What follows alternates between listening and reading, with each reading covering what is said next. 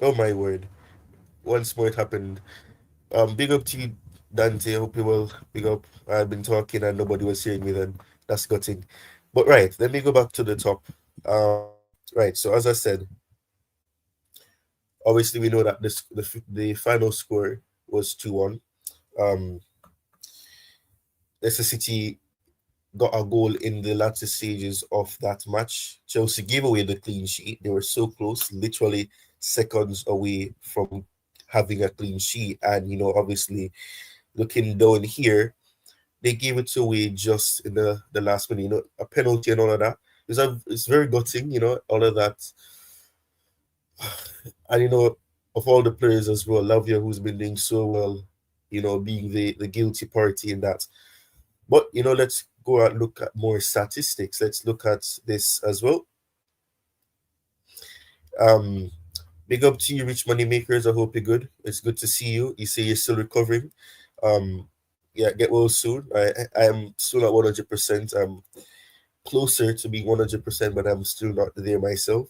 But yeah, I hope you're well. And as you see right here, one hit the like button and subscribe if you guys haven't already. We're very much close to 3,000 subscribers. We're 61 away at the time of recording this. So we're still aiming for 3,000 and aiming for higher heights as well. So share the channel if you haven't already and subscribe if you're just seeing this thing recommended and you decided to click on it. So subscribe. But let's go back to looking at the statistics. As I said before, I mentioned this, but unfortunately, thank you, Dante, for letting me know that my mic was muted actually. So thank you for that. So as I was saying, ball possession 64% for Chelsea, 36 for Leicester City, 1.11 expected goals for Leicester City, and it's 2.64 for Chelsea. Four total shots for Leicester City, and four times that for Chelsea with 16 total shots.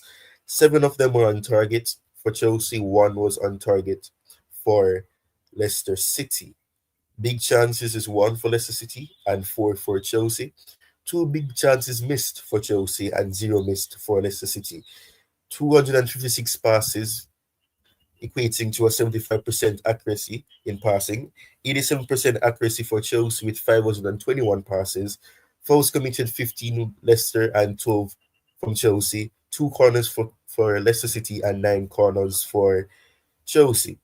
Expected goals, we've gone to that. Open play, XG open play, I don't really think many people really care about that. But yeah, I'm gonna see if I can, get the link out to persons who potentially may want to join. So bear with me, let me do that. But it's a win. It's the second time this season, after international break that we've got now win immediately. The team performance was good. It could have been better. We saw moments like, for example, Cole Palmer had a chance, and Madueke, ended up, non-intentionally or unintentionally, you know, clearing the ball out, being that additional defender for Leicester City. It's unfortunate Palmer didn't get a goal today, but he came very close. And, I love the play, the patchy and the quick counter attacking that I saw. And, the second goal came from creativity from Kukurea. We'll discuss that when I get more panelists on as well. But, looking at the statistics, looking at the key moments that I can talk about on my own,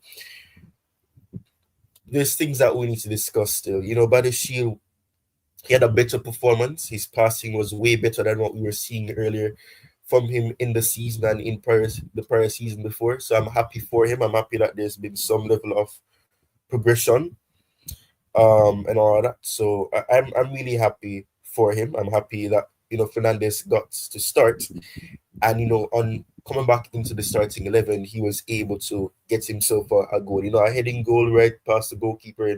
Jackson could have gotten a brace. It was saved, and Enzo just on the rebound heads it into the back of the net. So all of that is fantastic.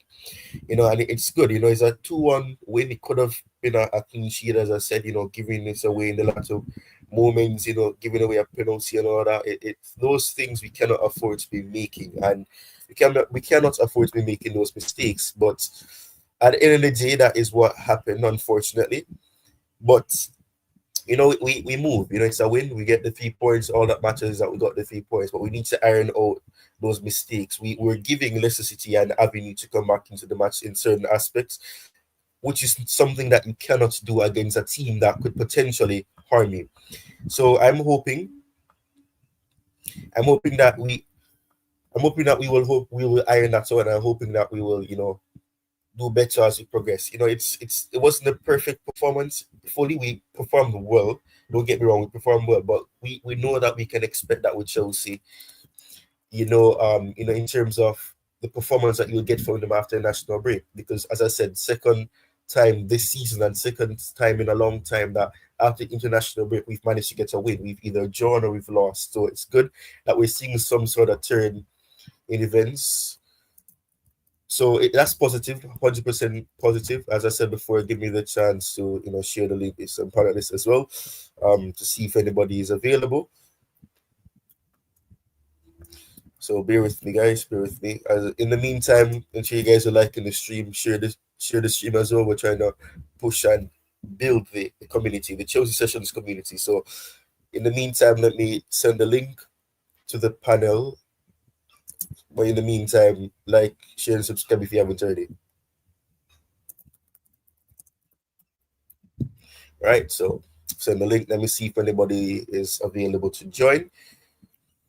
But yeah, it's as I said before, it's not much. You can't really be happy because and this is no disrespect to Leicester City. I'm happy we won, but if we did not win against Leicester City, something would be wrong, because Leicester City have been having a very difficult season. We could have gotten a higher margin in terms of the win, because as you saw in the statistics, let me bring back up the statistics. Let me put this in full screen as well, so you guys can perhaps see it better. Yeah, let me go back down to the statistics. Right, so we look at this, for example, we had 7 shots on target. Obviously we made it mention of the fact that Madueke would have unintentionally cleared the ball from going in after Palmer's shot in the second half, which was a fantastic build-up, good passing from Fernandes to Felix. Felix passes it to Jackson. Jackson's shot is saved, and Palmer gets to the end of it. Madueke in his way, and all that. We could have had a better margin. This was disappointing in the sense, in terms of what I said, the clean sheet being wiped out like it doesn't matter. That's the most unfortunate aspect. I have to be honest. It's very disappointing that that's what happened. But we got the win. I'm trying to look beyond the fact that we gave away a penalty, we conceded so late, because we could have and should have had a clean sheet. It's been difficult for us to keep clean sheets, whether in the Premier League, the Conference League, in whatever competition that we're playing in. And we need to start doing that, because goal difference are very important. And I think goal difference will be vital in the race for top 4, because I think we could miss out on top 4 if we slip up, or if we concede a lot of goals and points are the same and all that. I think the race for top 4 will be very close, will be very tight. And I believe that I believe that at the end of the season, we don't want to be in a situation where we miss out just because we have a less goal difference from another team that may be ahead of us, but we may be on the same point. That is not something that you want to see, and that is very concerning. So I'm hoping we can iron that out. The defense was somewhat better in terms of the centre backs passing out, but Sanchez, for the life of me, I don't understand why Sanchez is still backed. I honestly cannot, because the level of passing that I'm seeing from this goalkeeper, it is doing my head in. I'm frustrated about it. Sanchez is not good enough if we want to be aiming for higher heights. I'm sorry. I'm really sorry. I'm not a person that's bad modes, the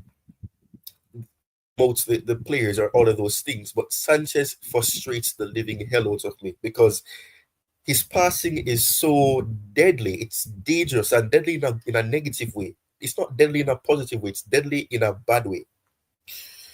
And I don't understand. I'm sure that Jurgensen could not do worse. He could not do worse. Surely. I swear I don't think he could do worse, honestly, because Sanchez passing. We could have conceded a goal due to his poor passing. It's luck that led to us not conceding, or Leicester City having an opportunity in that second half. I don't understand what's going on with him. It's crazy, and he's being hyped up by Maresca to be this excellent goalkeeper. Yes, he's a good shot stopper. Don't get me wrong. I can't doubt that. I can't dispute that. He's good at stopping shots and all of that. But for the life of me, I cannot understand why Sanchez continues to be backed the way that he's been backed. Because with him in the team, even further, we're gonna have issues. We're definitely gonna have issues going forward.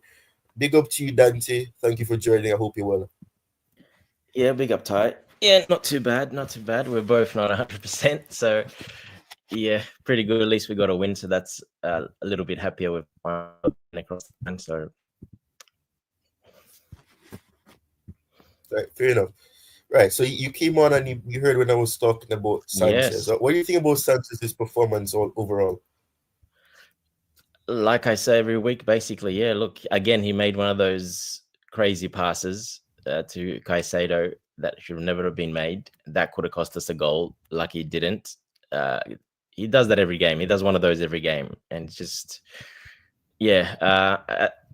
It's like I said, his footballing IQ is just not there when he comes under those pressure moments. It's not there. Even the penalty, he should have saved that. To be honest, that was a crap penalty the guy took straight down the middle, basically. But he lost his foot. He lost his foot, and he's a big guy, so he couldn't get back down. But it wasn't that hard of a penalty to save. He got a hand on it, but that hand's got to be stronger. I'm criticizing because I expect better. Also, even the one that the penalty that they got right at the end, I don't think it was a penalty, to be honest. I think the guy tripped over himself first, so I don't think that was a penalty. But anyway, they gave it, and again, even on that situation, he just stood still in the middle of the goal. A keeper has to be rushing out then and blocking that and coming out and putting pressure on the guy. But he was dead sitting on his middle of the goal, just watching. Again, just froze again as usual. So yeah, he does that too much. Ty, like I keep saying, it is, he's gonna cost us. He's already cost us a lot of points, and he'll continue to do so. Maresca is backing him. There is some reasons behind that, but I think he really needs to take a closer look. And I think Jorgensen should get that chance. Look, Jorgensen's going to play obviously in Germany, so have his chance to show what he is, what he can do again. And if he does really well in that one, I think it's probably time to make that change. But Maresca, for a couple of players, unfortunately, he's not making the changes, which is Sanchez, basically Sanchez, the one. The other one is Madueke for me. Again, everything that went through Madueke, we did so well to get through everything. When he gets to Madueke, he just breaks the play down. Nothing happens. Selfish sometimes, not selfish the other times, but he cuts back twice, 3 times, and then tries to cross a ball in when there's 100 defenders there after all that. And it just hits a defender or the cross is going nowhere. So I think them two, especially I think Madueke, keeper's a bit harder to drop. Jorgensen did come very late, didn't have a preseason. So I understood why Maresca has been playing him. More senior goalkeeper as well, one of the older guys in the group. Jorgensen is very young. People forget, for a 22-year-old, 21, I think he turned 22. Yeah, he's a very young goalkeeper. In goalkeeping in age, that's a baby. So, but I've seen enough. For me, it's enough. Yeah, I'll definitely make the change. Those two, 100%. Right, fair enough. As I said before, I'm 100% frustrated with Sanchez. I don't know. I don't think I can continue to watch a match if Sanchez is in goal, because and my health situation, in terms of that particular part of my body as well. I don't think Yeah, it's healthy for me to be watching a match. I'm worried about my goalkeeper if he's gonna give the ball away to the opponent, and he was very shaky, especially in that one moment where he made a pass. I think it was to Casado, I and said, yeah. then like the ball went out for a corner after that. I don't know. I But don't even understand it. yeah, I understand pushing the Yeah, pass. go on. Obviously, Maresca pushes him, tells him to make those passes. But there was three players around Caicedo. Like three of them were on a high press on him, and he chose that option. If that ball went to the left, to the right, or just stayed a bit behind, it would have been an automatic goal for them. Luckily, he went the other way, away from everyone. But the chances of that, with so many Leicester players around there, was very minimal that they're not going to score from that. So we got away with that one, very lucky, like you say. And I think coming back to it, Ty, it's his IQ, it's his footballing IQ in those moments. He just doesn't have it. That's the problem. Yeah. That's true. I mean, yeah, that's true. I want to move on because I don't want it to sound like we lost because we didn't lose. We actually won the match. We got the 3 points. So True. I'm gonna go on to something more positive. And it's Benoit Badiashile. You know, he's, you know, we've been critical. We've been highly critical of the player in terms of what he's been doing. And you know, he had a better game. I don't know what you think, but I think he had a better game. You know, this was one of his better games. You know, I don't think he made any mistake that would have been costing and all that. I think his passing was way better than it was in previous games or last season. So maybe he's having a turn of form. I hope so because we definitely need competition. I don't want it to be a case where we say we only have two reliable centre backs, and even Levi Cole to some extent, you know, he was shaking up in the past games. Fofana was shaking in some other games. We don't want that to be the case, but you know, this statistic says that Benoit Badiashile registered more successful passes, 90 out of 101, more successful final third passes, 17, more successful ball recovery, 7, and more successful interceptions, 4, than any other player for Leicester City or Chelsea. So this is somewhat positive. You know, it really is good, but I don't think I've ever gotten your full thoughts on Badiashile. What do you think about Badiashile? Do you think it's a case where, you know, he has to leave the club? Do you think it's a case where it's more likely he's going to leave the club, or do you think he has a future at Chelsea still?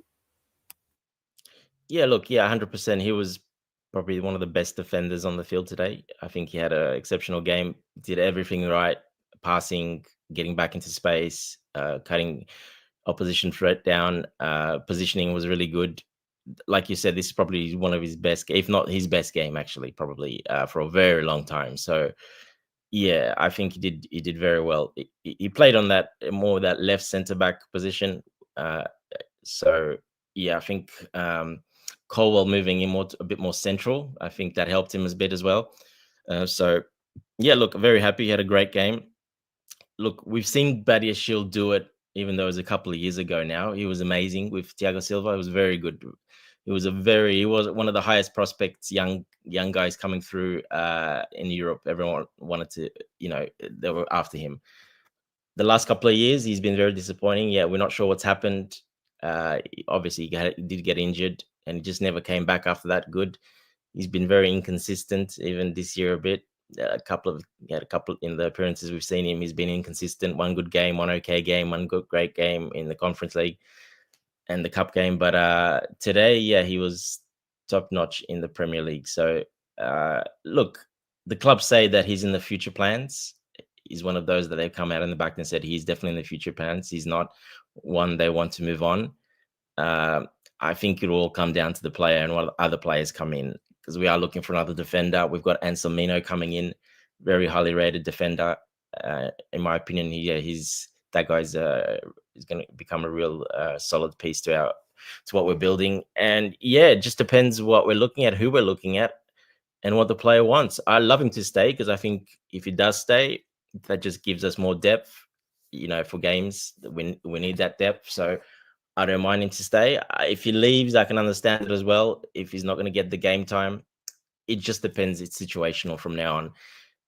But we have seen in the past and a couple of occasions this season that he's still got it. But for some reason, a lot of the games he's been very inconsistent and just not at it. He's looked pretty awful a lot of the time. So not sure why that's happened. There could be a lot of reasons we don't know about. We don't see off-field stuff. We just don't know. But just happy for him that at least today he put in one of probably the best defender on the field. Even though Fofana had a great game, I think Cucurella had a really great game as usual. His high standards. Colwell wasn't bad, but he was probably the one that a couple of times he out of position. He got caught out a couple of times that he didn't do that well. So yeah, just happy for him that he did it today. Right, fair enough, fair enough. Kukurea, this is a tweet from Chelsea FC. Appreciation for Kuku from their way in. What do you think about his performance today? Creativity wise and everything. He played his game. He did everything that he needed to do, as he's been doing consistently for a long period of time now. Yeah, probably D. People saying the best left back in the Premier League. Yeah, I'd argue to say he's probably one of the best top left backs in the world at the moment. He won, with Spain. Continued that in the Premier League. He's done very well. Dropped a couple of games, didn't complain. Backed it up. Very strong performances. Like I said, consistent. Yeah, he's like I said, he's probably one of the best left backs in the world at the moment, if not the best. So yeah, very high praise, and yeah, he deserved it today as well. He did everything that was asked of him. Played very well. Cut all his tenacious self, where he gets a bit too tenacious a lot of the times. Gets himself in trouble quite a bit with the referees and the yellow cards. That's probably one little thing that he has to work on a bit. Not keep getting those yellow cards and keep screaming at the referee so much. But other than that, yeah, he hasn't put a foot wrong. I think he's our best defender, definitely. Yeah, Rich Moneymakers is saying big up the legend, see Dante, and we're doing okay. I think I'm having problems seeing the screen as well. We are doing extra work on by the shield, and you can see it according to my trusted source. All right, fair enough. Thank you for that, Rich Moneymakers. And he's asking, how are you feeling? Up, Rich. Yeah, I hope you're recovering well as well. Yeah, I'm recovering, man. I'm just bedridden. Hopefully, can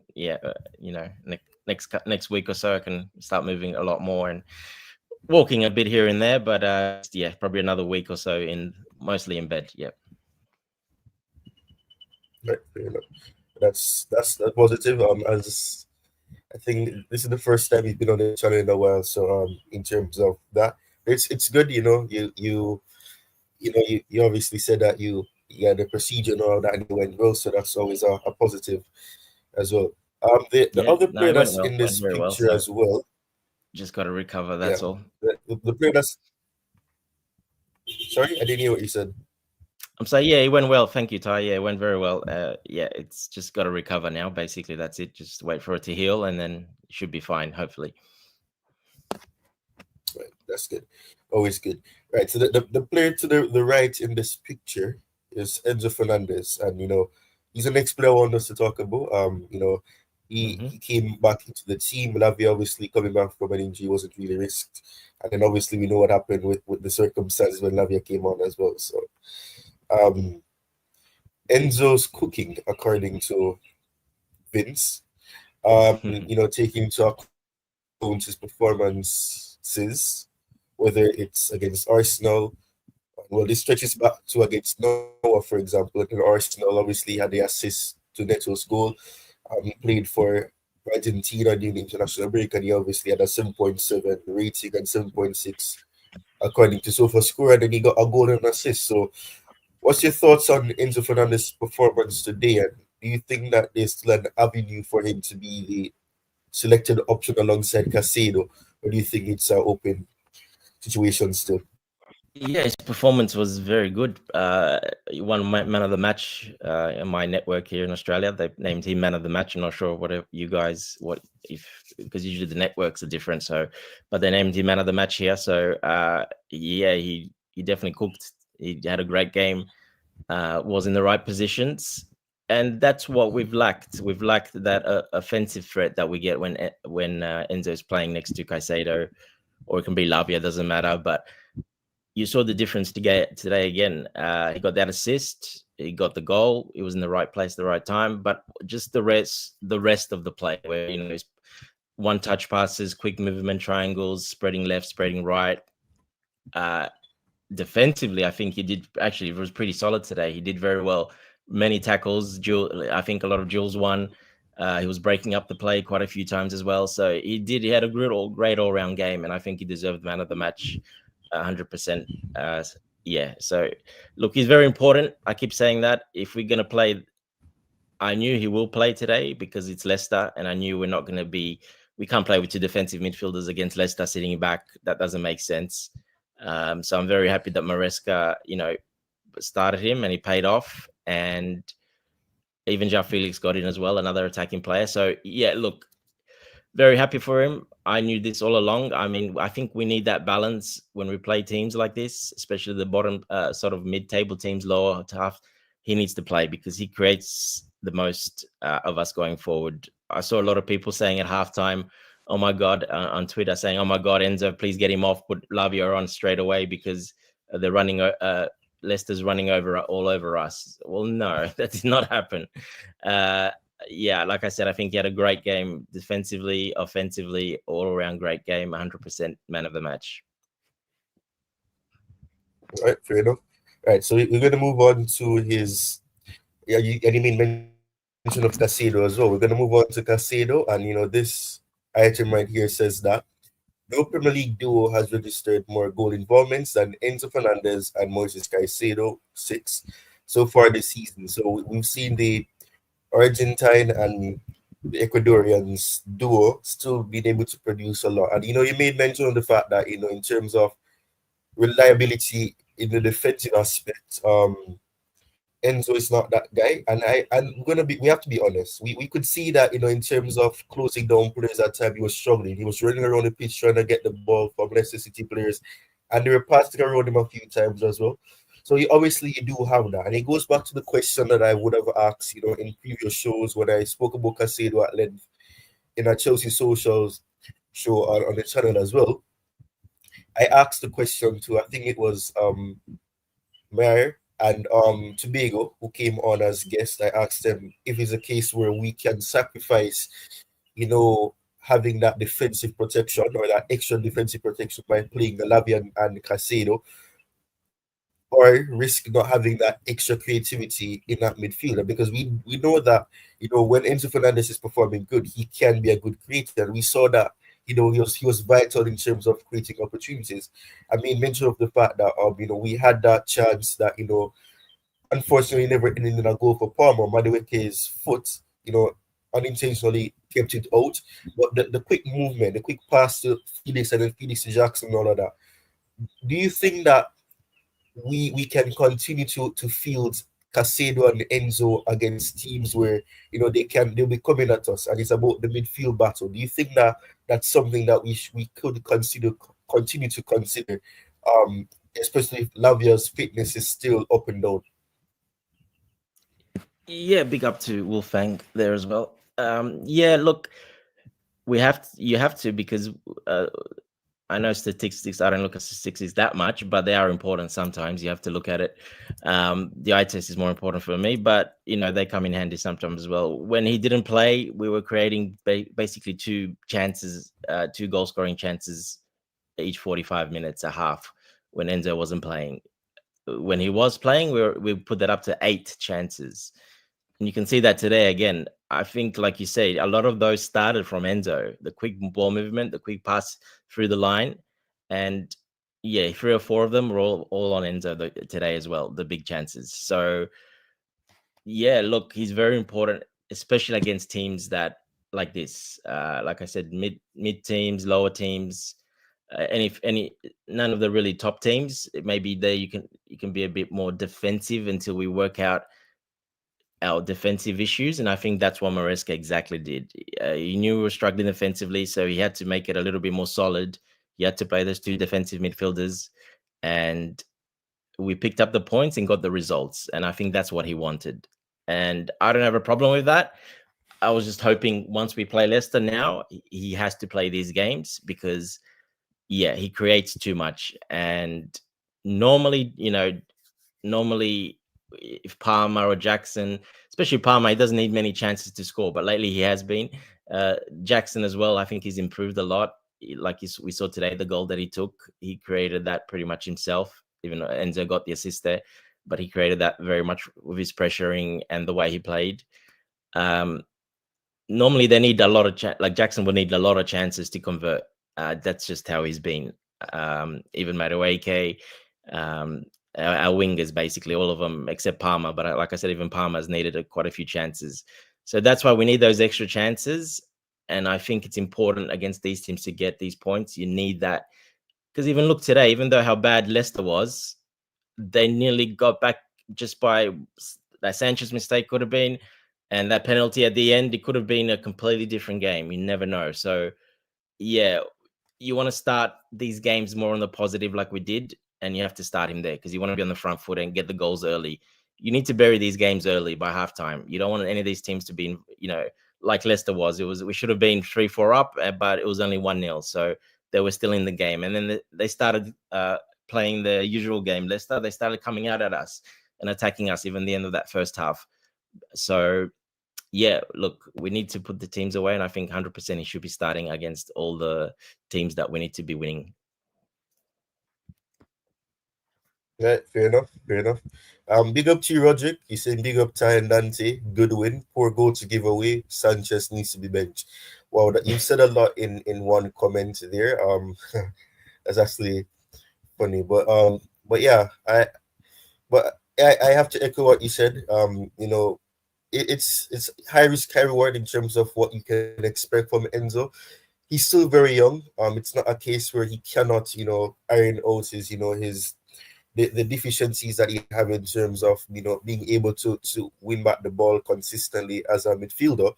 But at the same time, that's not necessarily his role, so you can't really fault him for that. So, Correct. it's one of the reasons why I would have asked that question.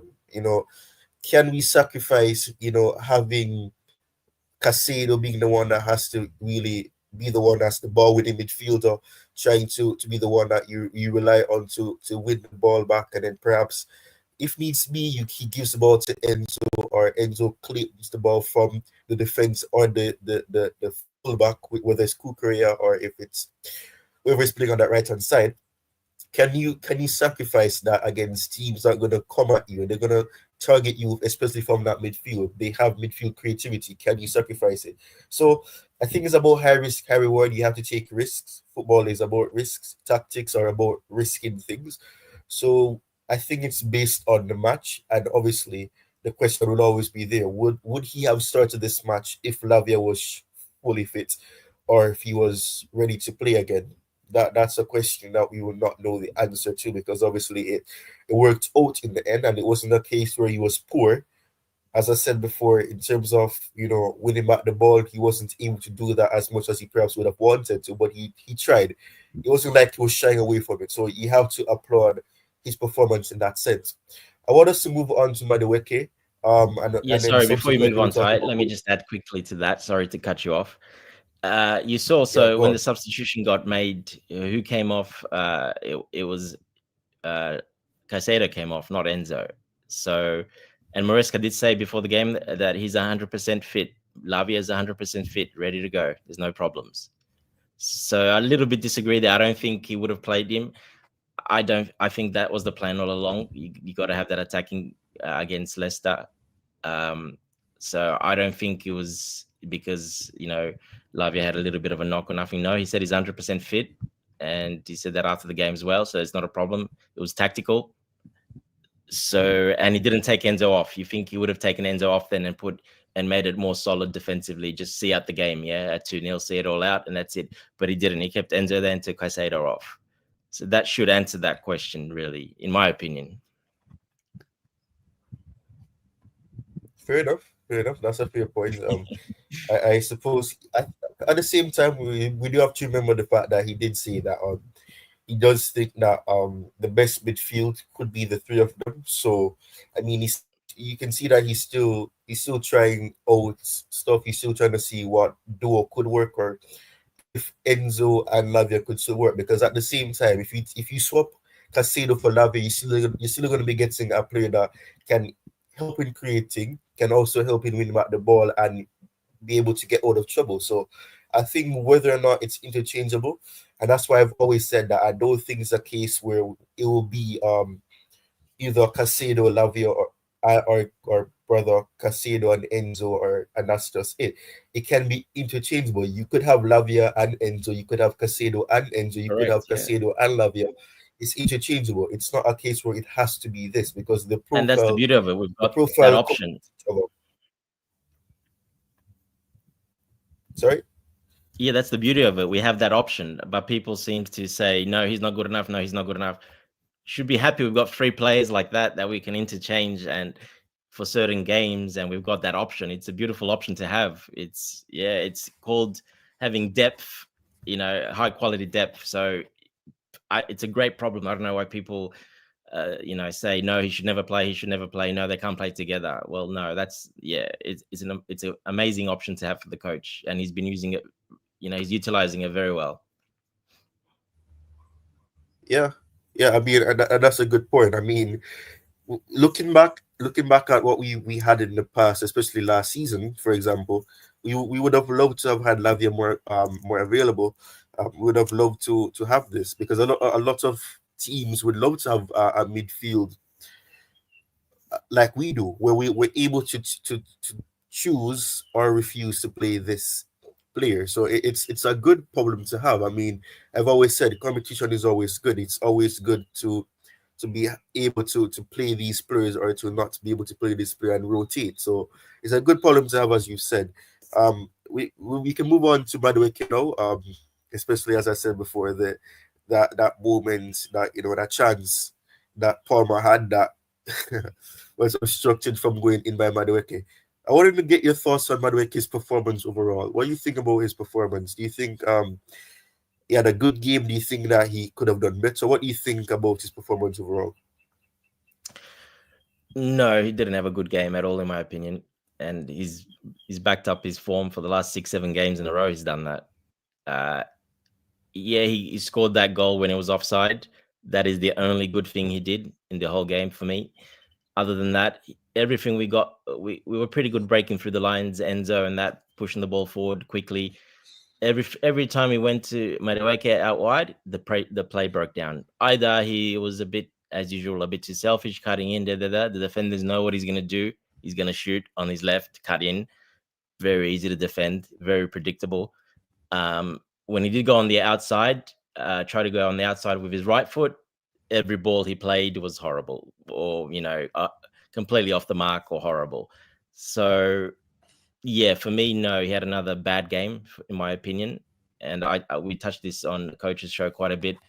And I keep saying this, Maresca's playing a bit of a dangerous game with Madueke because he's setting a precedence with him where he's done nothing. Madueke in the last 7 games, he's done nothing. He has not he has not one assist in the Premier League, Ty. Not one assist in 11 starts, I think, from today.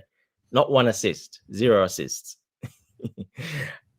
So, I mean, as a winger, that should be number 1. Assists for a winger is number 1. You're taking on the man, blah, blah, blah.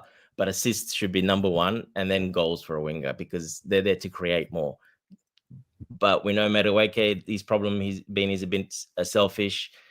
The last couple of games, he hasn't been selfish, but what he's doing then is forcing.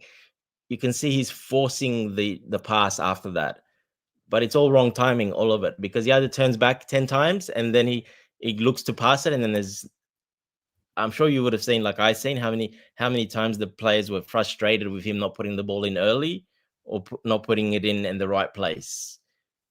So yeah, his creative side is horrible, and it's been horrible all season. And like I said, Maresca's playing a dangerous game with him. You don't want to set a precedence like this, playing him every game, and it's not deserved, because it's not deserved.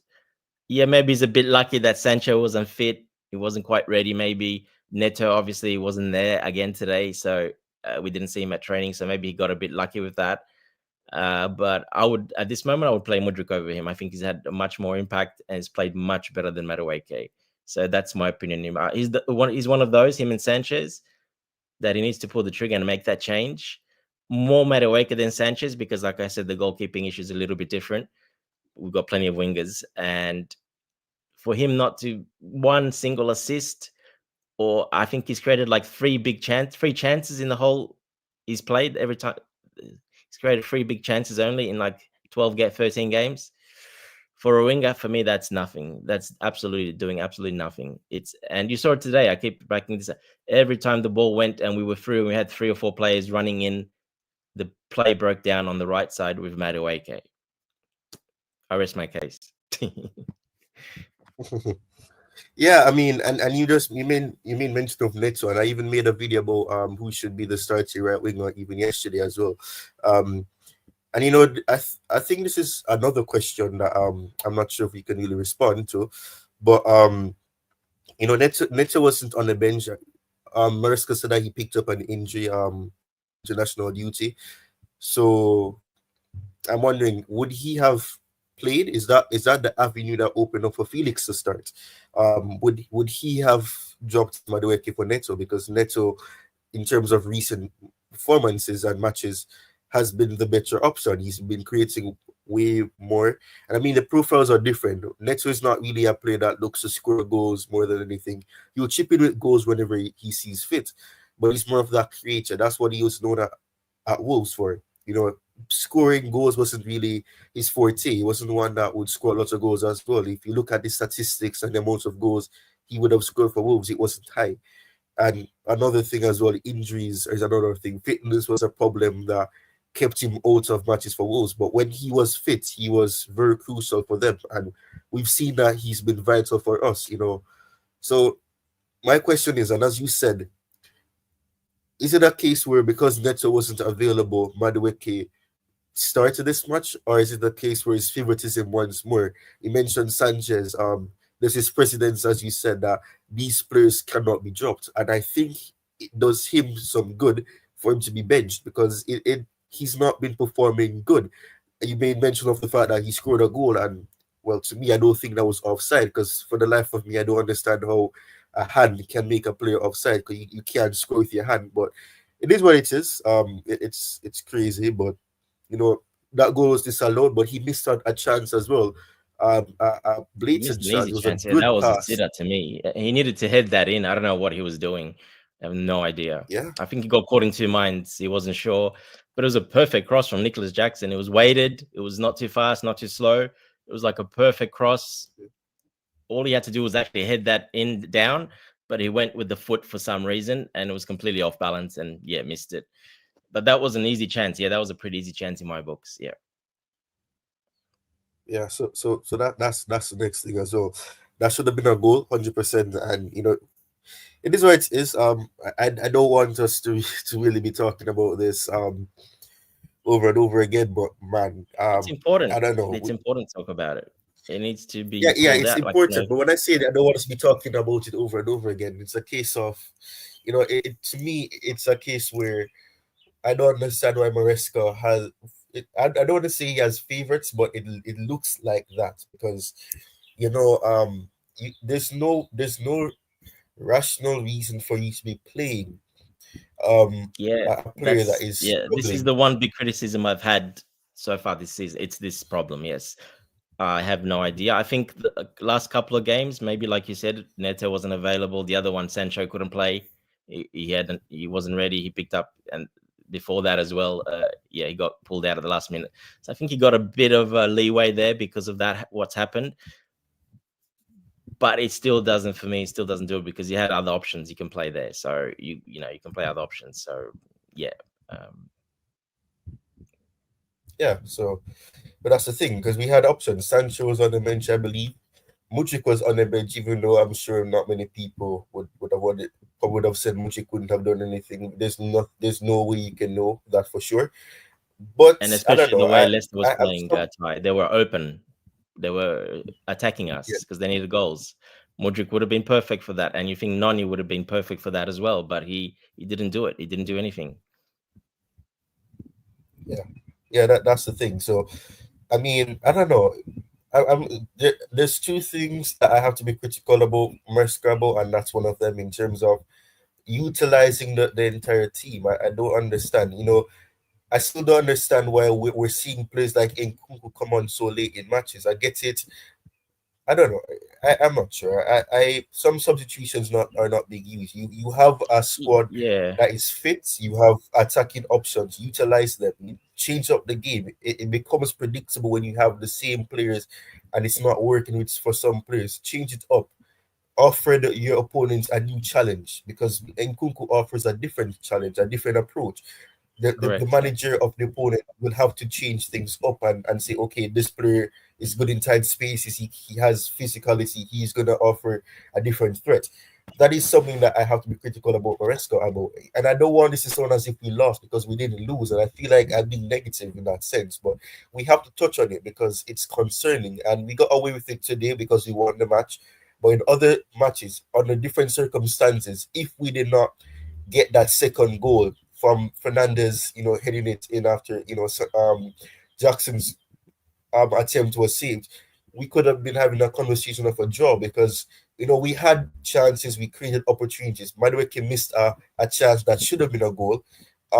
Sanchez had some shaky passing as well. And even the penalty, as you said, he should have saved it. I don't trust him with penalties. Sometimes he gets lucky, sometimes he's unlucky with it. But I don't know. I'm frustrated at these players. I generally think that for the betterment of them and for the sake of them, it's best to bench them because we have option. It's not like we don't have a goalkeeper that we can utilize. And I think that Jurgensen is good at the ball with the ball at his feet. The only difference is that he's not as commanding of his box. And I don't even see Sanchez command his box. He only complains when his teammates do something that he thinks they should have done better at. That's the only thing I see him do. yeah, So when I think about what they say as to why he starts, I cannot understand it. It frustrates me because I'm saying Jurgensen is good with the ball at his feet. He does well under pressure.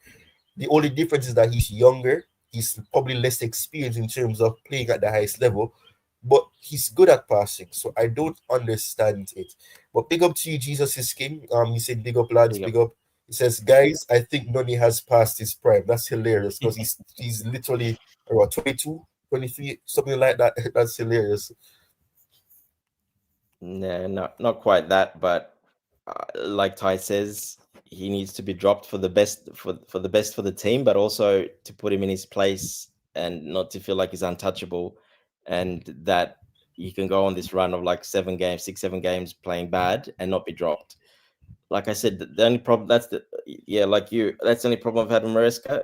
I just don't want him to set that precedence for other players, and then they'll be like, "Well, why did you play Madueke that much?" And then problems can occur from there. So other than that, Maresca's been very, very good. I love the coach. I love everything he's done. So I'm happy with him. Just the Madueke one is the one that I don't understand as much. But look, there is stuff off the field we don't see behind the scenes, training. There's some things we can't see that might contribute to that. So yeah, there's a lot of other factors that go in. How they train, how they felt, how they on that day, etc. How much they sleep, how much they did this, how much they recover. There's so many factors in modern football these days. If there's a little bit off from one player, and they monitor absolutely everything these days. They know how many hours they sleep. Basically, they got the watches on. They got everything. They monitor them like crazy these days, especially the young players.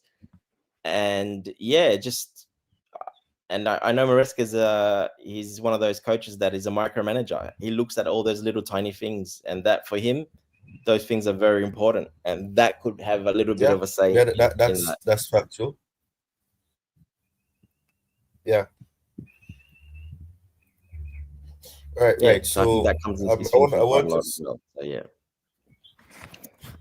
All right, I think I'm having some audio issues as well because so on my end it looked as if you stopped talking, but you were still talking. But yeah, you said some valid things there. Jesus is King is saying that Sanchez being Chelsea goalkeeper is further proof that there's a God. Oh my goodness, I don't know what you mean by that, but if you care to elaborate, you can do that. But he's saying, I have not seen an incompetent goalkeeper who's still regarded as number one for Chelsea. I mean, incompetent is a bit harsh. I get what you're saying, though. I mean, I'm in the same boat with you in terms of not understanding why he's the number one.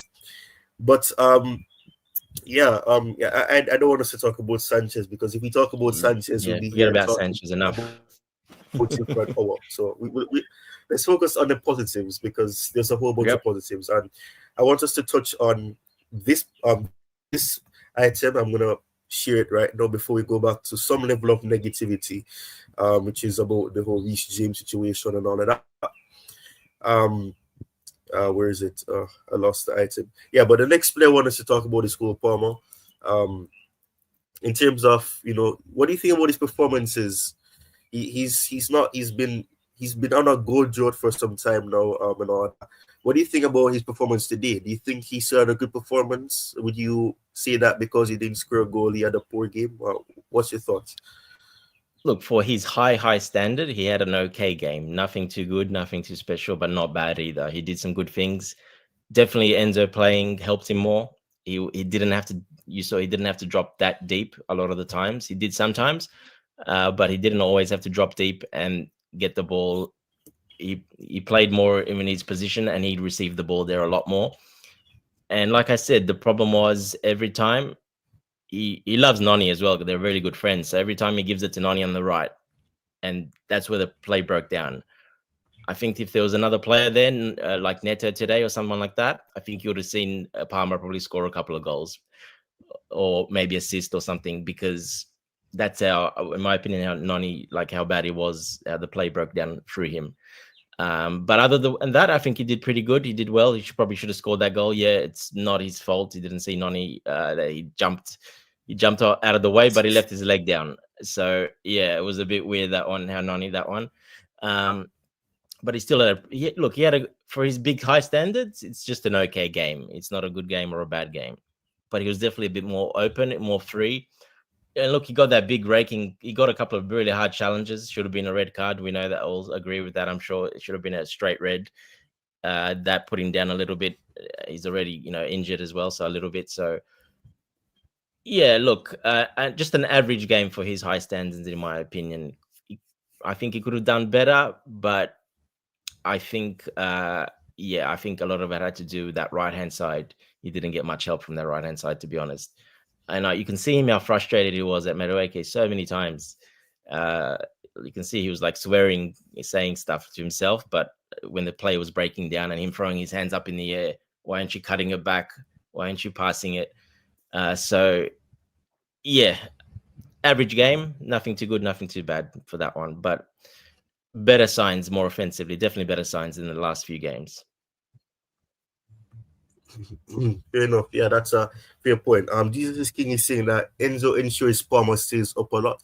Neto would have scored an assist today. Yeah, would have. I think he would have had a way more of a impact because Leicester City they were very poor, especially in that first half. The second half it became somewhat of a better performance from them. They still did look deadly. In a case where you say, okay, we need to be worried about if they'll win the match. They had chances where if we didn't get that second goal, maybe it would have been a different game if they were able to score a goal before we did. But yeah, I think Neto would have definitely had an impact, would have benefited us in this match, but unfortunately, he picked up a knock. I'm hoping it's nothing too serious and he'll be back soon because I think we need competition. We need somebody that actually can keep Madueke on his toes, and I don't want us to repeating ourselves, but we definitely need Madueke to be challenged, and Maresca needs to give him that perception that you can be benched. And I know the ex manager is not your friend, Dante, but that's one thing I have to say I respected about him. He gave the impression that he hated Madueke and all of that, and we'll never know for sure if what was actually said he was doing was actually what he was doing. But he benched him. He had to fight for his place. He had to fight to start, and the impression that Maresca gives Madueke is that no matter how he performs, we're gonna still trust in you, which you find you can trust your player to improve, but not at the expense of the team. Bench him or give him the perception that he can be dropped. Every player it can be dropped. No player is undroppable.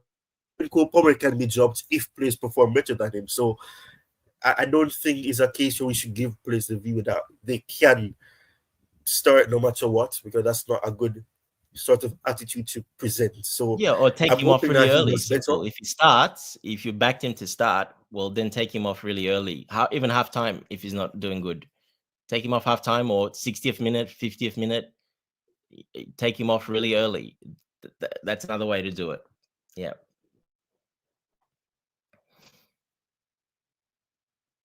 Right, fair enough. Um, right. So this item says most chances created this PL season. Cole Palmer is sitting at the top in that statistics on 32. Right. So I want us to move on to my good friend, our very good friend. Oh well, before we go on to our very good friend, I completely forgot about the other players who were playing. Um, Felix is the next player that I should talk about. Joao Mhm. Felix is the other option who played. I want you to get your thoughts. How do you rate his performance? Do you think he had a good game? Do you think he was absent in some aspects of the game? Look, I thought he had a very good game. He inside a lot from that left because he's not a natural, obviously, left winger. He drifted in quite a bit. Look, he was pretty tenacious. He was chasing defensively. He did very well, chasing everything down, putting tackle. Yeah, winning a lot of duels, like you see there on the screen. Basically, there you got won 6 duels, completed more take ons, so he's taking players on. But yeah, he had a really good game, physically and going back the other way, defending and being a bit aggressive. So I like that from him. I saw it was a good sign to see. Obviously, his interplay with Palmer was really good. Uh, they're very technical players, obviously. So I would have liked to see that even more. I would have liked to see them playing together more central and being the two behind the striker, and then having an extra forward player and a proper winger on the left to have that outlet as well. So that's what I would like to see. But he did drift in quite a lot. He played a lot centrally, just naturally, because that's where he gets drawn in all the time. Look, he had a very solid game. I think he did well, created some chances. Couple of good attempts. The only little thing is sometimes he can overdo it a All right, little bit fair too enough. much. That's probably the only criticism of him. But I think, yeah, that was probably one of his best games in the Premier League. That's probably his best game, definitely. Fair enough. Yeah. I mean, this would obviously have been at half time, so I'm not sure. Probably these statistics are not the most accurate in that sense. But yeah, you made mention of it. But he won a lot of duels. He had take-ons as well that he didn't shy away from it. He was the he was a victim to some challenges as well. He was taken down, I think, about Yeah, two another red times. card, I think basically. so. Yeah, Yeah, so he was like a workhorse. So yeah, I mean it's good.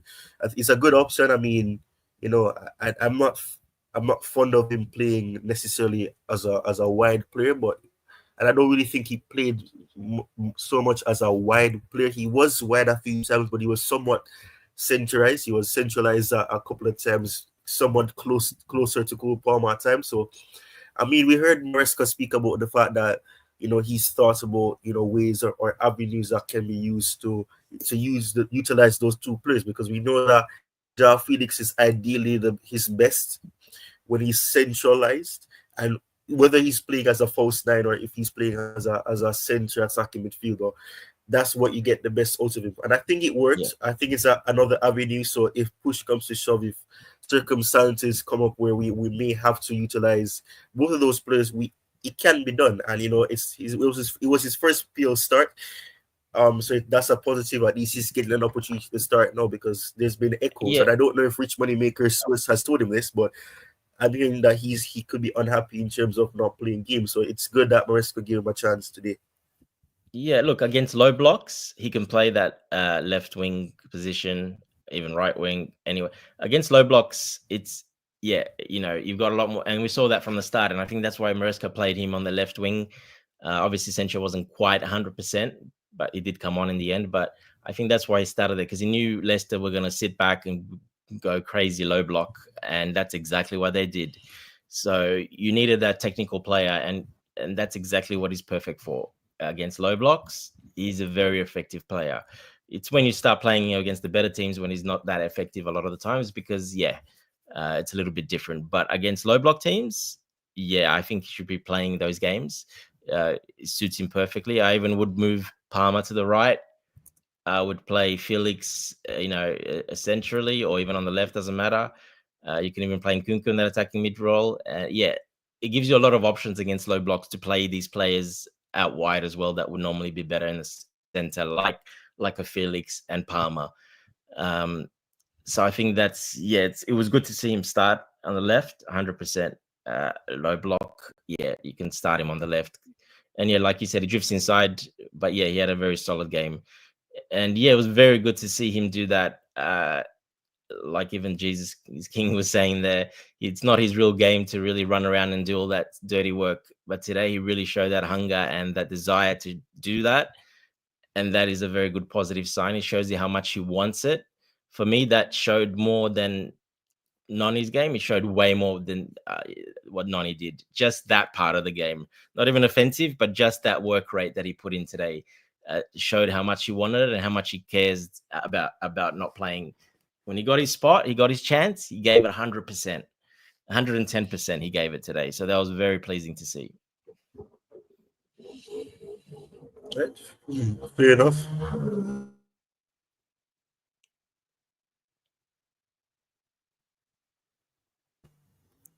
Fair enough. Yes, I want to move on to Nicolas Jackson now, the man up top, Nicolas Jackson. I'm very much happy for him. I've guilty of saying that I don't think he should lead the line. I don't know if I will say it. I still think he's a striker. He's being molded into a striker now. I don't see him necessarily as a striker. Still, I think he can still offer a lot wide because as we can remember, the chance that was created for Madueke that he subsequently missed, that came from Jackson being wide as well, not centralized. So I mean, it's good that you have a player that can play centrally and still score your goals, but he was somewhat wide. In Felix and Jackson means that they can interchange. So on paper, Felix was the one that's supposed to be wide, and Exactly. Jackson should be central. But you can have it interchange where you see Felix be the one central, and then you have Jackson playing wide. So it's fluid, and I like that. So what do you think about Jackson's performance? What do you think about his form this season? Yeah, look, before the game, I didn't want Jackson to start. I wanted Nkunku to start up front only because Leicester they're not normally a low block team, but the last couple of games, 3 games, they had to do it because they've got so many injuries. They're normally they play quite an open game. They like to go at the opposition. If that was the case, I would have liked Jackson start. But when I knew they're going to play such a low block, and you saw that the first half an hour, basically, it was a ridiculously low block. They were sitting so deep and just nothing. The goal, so I wanted Nkunku to start because I think he does much better against low blocks. He's much more of a clinical finisher, and he plays better in tight spaces. Jackson is more of a runner, plays better when there's more space, open, spaces against, a lot of the teams that are a little bit better or mid to high table teams that play that balanced or more of attacking game. Then Jackson's the one to start, definitely. I wanted Nkunku to start. But look, Jackson still was one of the best on the field. I think that also came down to the fact that goal he scored. Well, there wasn't really, a low block goal. That was a bouncing ball that was from the keeper. So that was a bit different, that goal. He just used his strength and persistence. And that was a very, very striker's finish. And, the persistence of challenging the defender, not letting him relax when the ball kept bouncing. So he still didn't score a goal that it was a low block and he scored. I still haven't seen him do that this season. He's had 0 impact against low block teams. Not one big chance created, nothing, 0, not one shot on target, nothing. So that's why I called for the change. And then after that, Leicester obviously opened up from then on because they wanted to come at us. And especially the second half, they did not play a low block anymore. And they started coming at us, and that suited Jackson to a T. And I think that's why he stayed on the field. because those spaces opened up, and yeah, he stayed on. And he rewarded the manager's decision because, yeah, look, he got the goal, and probably one of the better players on the field. I think he's one of the ones that really shows we know what he has, and we know what he's about, how hard he runs, how hard he fights, presses very well. He's perfect for Maresca's system in that sense when we play against teams that are not really low blocks. And that was evident against today, because when they were low block, he didn't really do nothing. Once they started opening up after that half an hour and second half, yeah, he was in the game a lot more. So I still maintain that point that he hasn't done anything against low block teams, and I still would have liked Nkunku to start. But other than that, yeah, I can't fault him. He still had a very, very good game. Like I said, one of the best on the field today.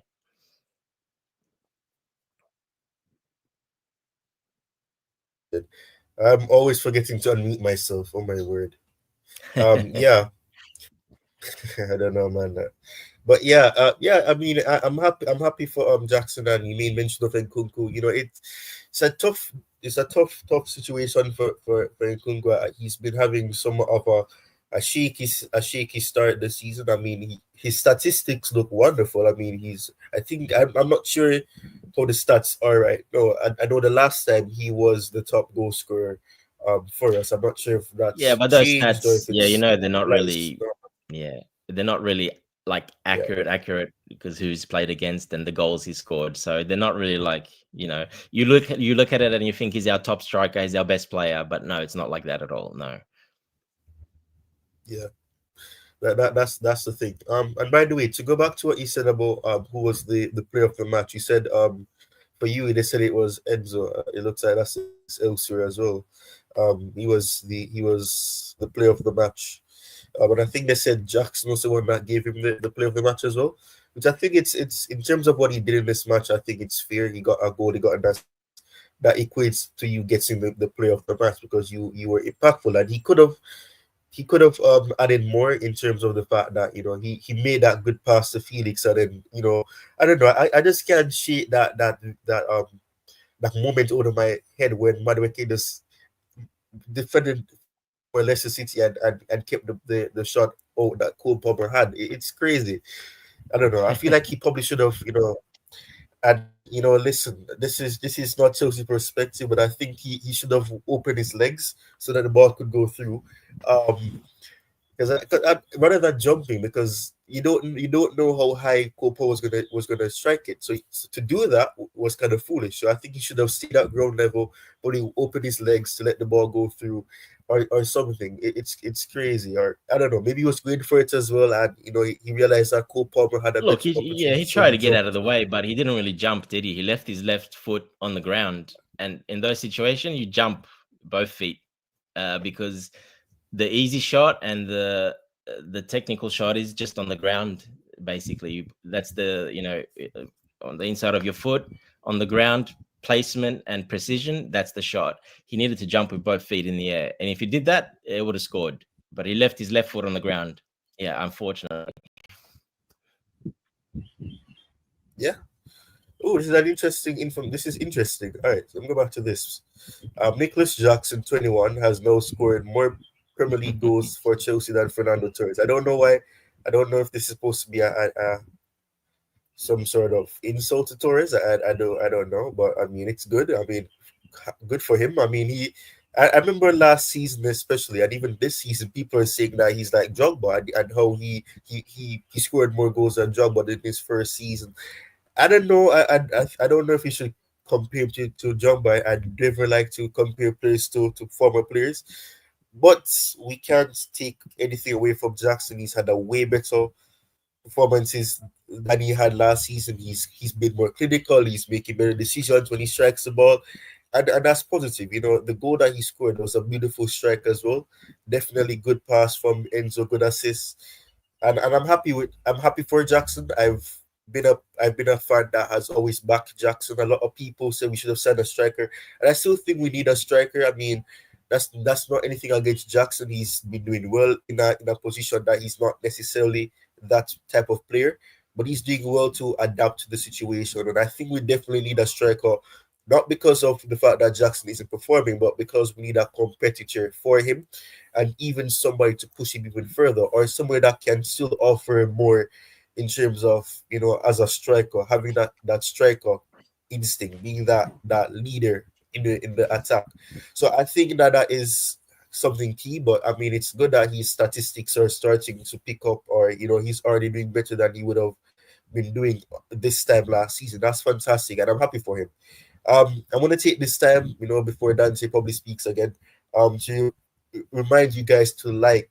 I'm looking at the likes right now. It's 10 likes. There's 5 people watching right now, which I guess in terms of on the surface that's positive.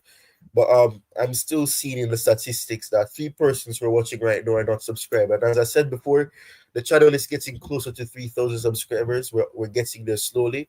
61 away from it. So for those 3 persons that are watching, if you're not subscribed, just take a minute, not even a minute, take 2 seconds to hit the subscribe button and hit the notification bell as well. It definitely helps the channel. It helps me. It helps everybody that helps to make the channel grow. Realize that people appreciate what the channel is doing, and this channel, just like Choice Perspective, is a channel that we like to give other fans the opportunity to speak, express themselves, and give their thoughts about the club that they love. So, take the time to subscribe.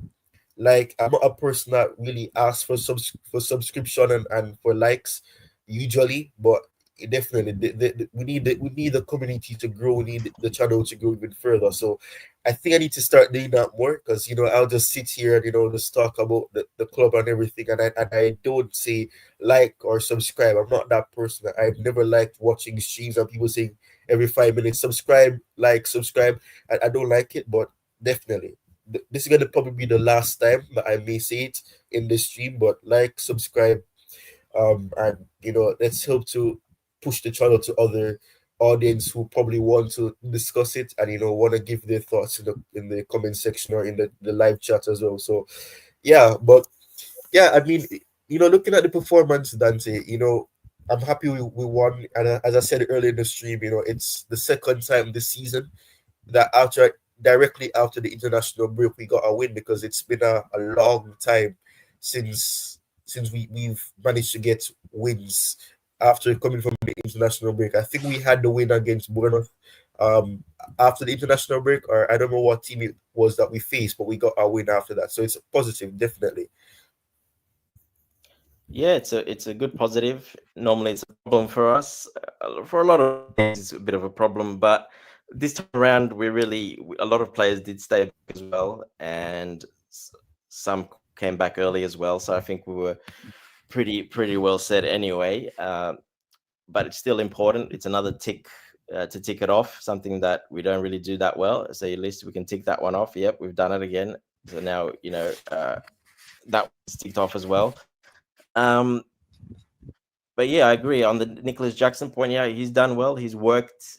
He's working hard. He's got a trainer. He got a trainer outside of as well to put extra work in on his finishing, and I think you can see that his finishing has improved this season. He doesn't need 100 chances. His conversion rate is very good. Is much better, and way more clinical. And he's put in the work, and he deserves the praise because he's put in the work. Like I said, he's hired someone to help him do that after training and work on that part of his game as well. And that's his own doing. It's out of his own pocket. He's paying for it. And that's amazing to see. And it's definitely helped quite a lot. Even the second shot he had today, the one that Palmer missed that hit Madueke's leg. Yeah, that was a very good shot from the angle where he was. He slid it really nicely. He opened up his body perfectly. And the keeper just got his fingertips to it. But that was a really good shot. And I wouldn't have seen that shot from him last year. I didn't see that shot from him last year. He didn't have that confidence the way he opened up his body and took it in his stride and hit it first time. You wouldn't have seen that last year. He would have taken a touch, turn back, or miss. The first touch was horrible. So that's definitely improved. So we got to give him praise for that. And yeah, like you say, I think he's very important in the system. We still do need that extra striker, a more complete guy that can play, aerially and bit more physical, a bit, more, especially against low block teams, to put crosses in. You need that other profile as well. I think so. That's still important. It doesn't mean that Jackson's not important, because every top team has two proper. Most of the successful teams, they've all had two strikers that compete with each other, because it's a long season. There's a lot of games. There's injuries. There's all so many things that can happen. So you need two. 100%, you need two. And at the moment, we've got one, him, because Nkunku I don't really see as a striker as well. You can pretty argue that we don't really have a proper striker, to be honest, and all around sort of striker, proper striker. But Nicolas Jackson is starting to become that a little bit better. Even that second goal, that he got his head onto that ball very well. He had the defender on the right side, and then he used a bit of physicality, a bit of smarts, which you don't see him too much. He held him down a little bit on the shirt and got over the top of him, and he hit that header, and it was a good header as well. Keeper, a good save, and then Endo just, tapped it in with his head. But that's another something you don't see him doing often, with his head, scoring with his head, or even attempting that. So that was another really pleasing to see that he did that. The way he used his body, the smarts of holding him a little bit down, and then put a good header in as well. So yeah, he's slowly becoming that more all-round proper striker. But we still need another one, 100%. You need it. For now, it's okay. But, if he goes down and we don't have him, well, yeah, he's a big miss, because then we don't really have anyone close to as a proper striker. So, and he will go down because he's got one more yellow away and he'll miss a game. And then he's going to the AFCON for 4 or 5 games. So he will be away. So... yeah, so there's going to come quite a few games and Senegal are most likely going to get to the final or semis. So it's going to be that full tournament there. So that'll be 4 to 5 games. So we are going to miss him quite a bit. So it'll be interesting to see if we do go for someone in January. I think the plan is to do that. And we'll see who it is. But I think the plan is to go for someone in January because of that as well. Yeah, I'm happy you mentioned that, because I was going to mention that. So I guess I can do a tapping on you. But yeah, I was going to mention that we're going to definitely need somebody to step up, which is something that I'm sure a lot of fans wouldn't have expected going into the season to be saying about Jackson. But I think doing AFCON and all that, we're going to definitely need somebody to play up well, there. We do have Nkunku, obviously. Nkunku, that'll be his time. That'll be his time to shine. And his chance to stake his claim and say, look, no, I'm the number one. He'll have that opportunity. He'll have a good 5-game run in a row, and to prove that. And he can hold that place down if he does amazingly well. But yeah, so we'll see how he goes. But yeah, that's his chance. Yeah, that's going to be the time for him. So in terms of the rumors, because Ayode spoke about this early in the week, about on Chelsea socials, about the fact that Nkunku, and will Nkunku get a chance of coming to the starting 11, which I think in terms of that topic, he definitely would have to. It's a given, because the rumors of Man United and all of that, and the interest in Man United rather, I think that is somewhat fabricated as just to stir up some issues, but he's definitely going to get a chance, because AFCON is going to be there, Jackson's going to be away, so he's definitely going to get that chance. He can still make himself, get into the team, because he's going to have other competitions to play in leading up to that period in January. So obviously, he definitely is going to get that chance. It's not a case where he's going to be kept out of the team if things don't progress with him. So definitely, but that's the next thing. We're hearing stuff about we may go for a striker in January. We may look to loan somebody. Oh, I was going to mention Mark Gill. We still There's have him rumors as that well. he Yeah. may go. So, yeah, and he's young as well. I think he's around he's 18 or something like He's that. 18. Yeah. But So look, he'll that's his time as well to shine. He'll get the Conference League games. He'll get all the Conference League games and the Cup games. yeah, so we have options, but we're hearing that he may go to a loan, so we'll have to see what happens on that front. I'm hearing names like Liam Delap, I think his name is Liam Delap. No, yeah. I'm probably butchering his last name. Delap, yeah, no, Victor no, Osimhen is it's still too here. early for that. Yeah, Victor. I'm not gonna pronounce it. I still don't know how to pronounce his name. Victor Gilchrist. Gikaris. I don't know. Yeah, Yeah, Gikaris. Just say yeah, Gikaris. yeah, yeah. So, all right, let's call him Victor G. The Um, Swedish Victor. um, yeah, Swedish Victor. The Yeah, blonde with one. the The with the blonde one. K rather than the C. Yeah, The blonde yeah, Victor. the That one one, with the yeah. K and not the C. Yeah, right. So we there's options that obviously the club had a plan to sign a striker. It's not a case where we didn't look to sign a striker. We just didn't get the striker that we supposedly wanted, and things didn't work out with Usman and all that, which is unfortunate and everything. But yeah, we definitely see the need for a striker, and I think we're gonna go for a striker again. It just depends on who we will get. Um, you know, coach did not pay me to do this promotion, but I like what he says here, so I'm gonna share it. He says people said the Enzo Maresca will be sacked in September. Well, it's November now, maybe December. What do you think? And then obviously this is I don't know. I Don't don't jinx know it, if I like coach. the Please don't Photoshop. jinx it. Yeah, I don't know if I like the I hope Photoshop he's not because jinxing it. Maresca looks Please kind of don't do weird that. here, but he's cooking up something. He's cooking up something, but yeah, Yeah, and it's true. A lot of people, and they're still saying it. Some people are still saying that, which is just ridiculous. But anyway, people have their opinions, and it's not so much towards Maresca. I think it's more about the ownership and that side of things. So they're just attacking everything they can because they don't care. They just want their agenda to be proved right, and it's more about the owners and stuff like that. So it's a shame that people don't realize that what we're doing and what we've set in place and what the future holds. It's a shame they don't see it, but it is what it is. Unfortunately, we can't change that. But most of us that do see it, we're okay. yeah, yeah. Oh, and please forgive me, Ray. I've had you coming up for a while now, and I haven't addressed you. I'm so sorry. It says Ty, you're back.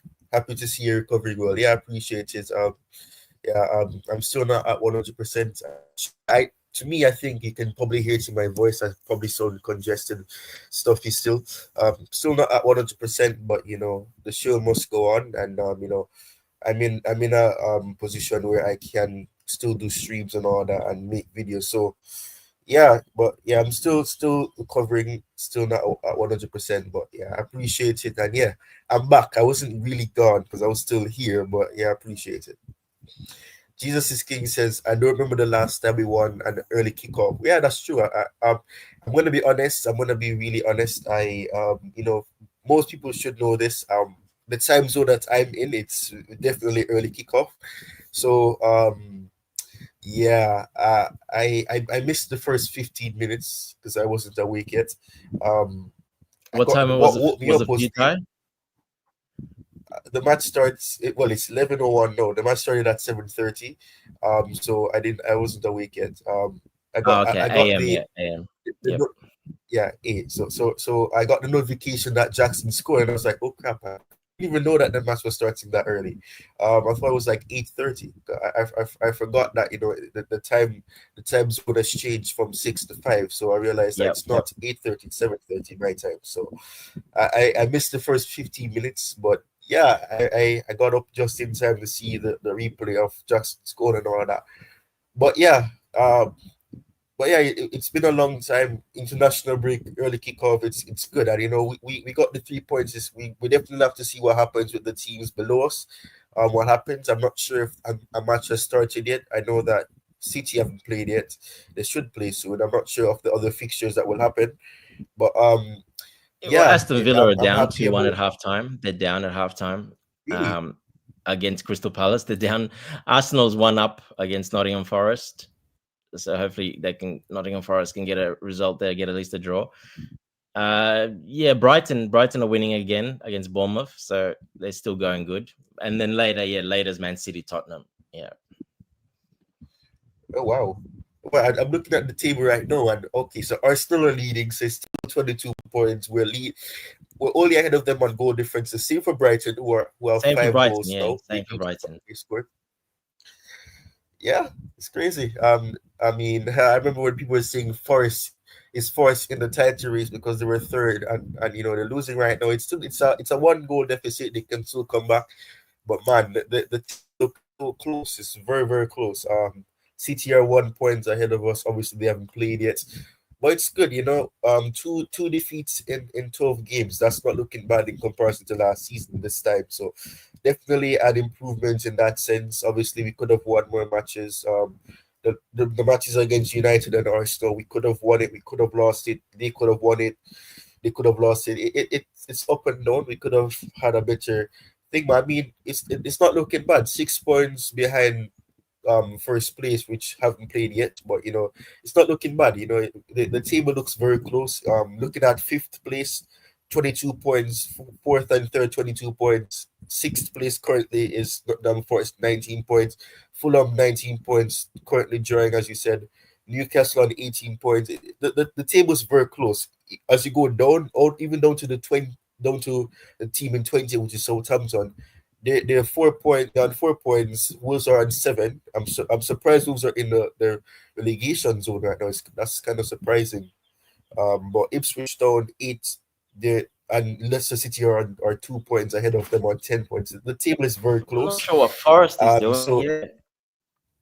Only 8% possession and I'm zero sorry. attempts at goal on target or zero. Nothing. No shots, no nothing. What the hell? At halftime. Yeah, that's crazy. That's crazy. Oh wow, they're playing Arsenal. Wow. So whoever wins this match will be left on points with Chelsea, and whoever Yeah, loses so will we be on need a 19. draw would That's be crazy. good, or if Nottingham Forest to win. Obviously, I don't mind because they'll fall away eventually. But yeah, we need them to get a result. But so far, geez, 30% possession and zero shots on target. My goodness, wake up, Nottingham That's not Forest. looking Second good half, actually. wake up, please. Yeah, that's not looking good. That's not looking good, man. Hopefully they can get a draw because I think draw fancies Chelsea. And it fancies Brighton as well. So um yeah, I'm hoping that. But I'm as I said, and I was saying this earlier, but thank you once again for telling me that my mic wasn't working at that time. I'm not sure if you heard it or if anybody heard it earlier in the stream when I said that we need to iron out conceding goals like that or lessen the amount of goals that we concede because we could have gotten a clean sheet. Because I think that at the end of the day, if the table is so close right now, we don't want it to be a case where at the end of the season, if top four is a very close race, we miss out on goal difference. And I think that's something that could be the case in terms of deciding who will finish in what position. Because I think teams can have good performances, have a good run of form, and score Yeah, goals. So even this match, because if Arsenal manage to get 3 more goals, they go above us. So goal difference is very important. So we need to iron out not conceding as much goals. I think we've conceded one one of the one thing most that goals might already. work in our favor. There might be 5 teams from the Premier League qualify for the Champions League. Yeah, So yeah, that could really go in our favor. That as well. yeah, that's another thing as well. So hopefully, hopefully that doesn't happen. Hopefully that won't be the case because, but we don't want to be in that situation.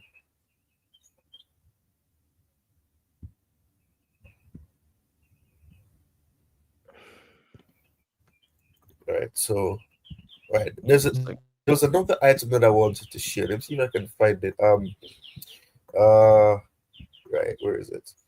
Oh, right, this is it. Steve Cooper is frustrated with the officials. This is kind of hilarious. Um, Steve Cooper is frustrated with the officials. We have had a tough season with this referee this season. My goodness. You tell me that they have their own the own I forgot his name now. Anthony Taylor. Um, this is the last thing. I don't know how to pronounce that. I don't know if it's PGMOL or if it's pronounced PG Mol or something. I've always heard of the organization, but I never know to pronounce it. But this is the last thing they needed this season. Belief Leicester got poor decisions. Maybe officially we need to speak to whoever we've got to speak to. This is hilarious because I think Chelsea were disappointed with the fact that I think who was it? Was it Ndidi or somebody that they said should have gotten a red card? Indeed, yeah.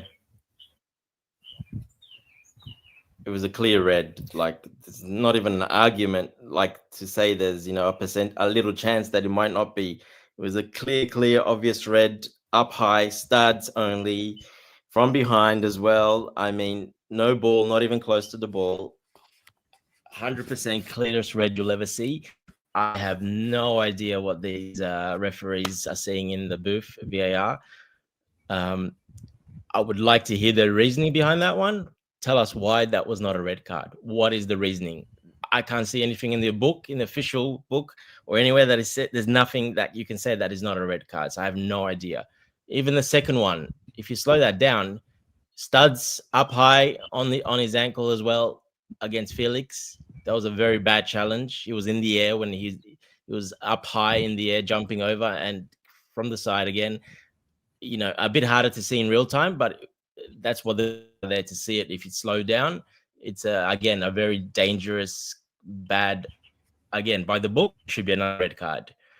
Even their penalty at the end, the guy tripped himself. I don't know. It's not a penalty. The guy tripped over himself first. He hit his legs first, tripped over himself, and went down. And maybe then finger. But how can that is not a penalty if the guy trips over himself and falls down first? It can't be a penalty. Even that, I 100% agree that should not be a penalty either.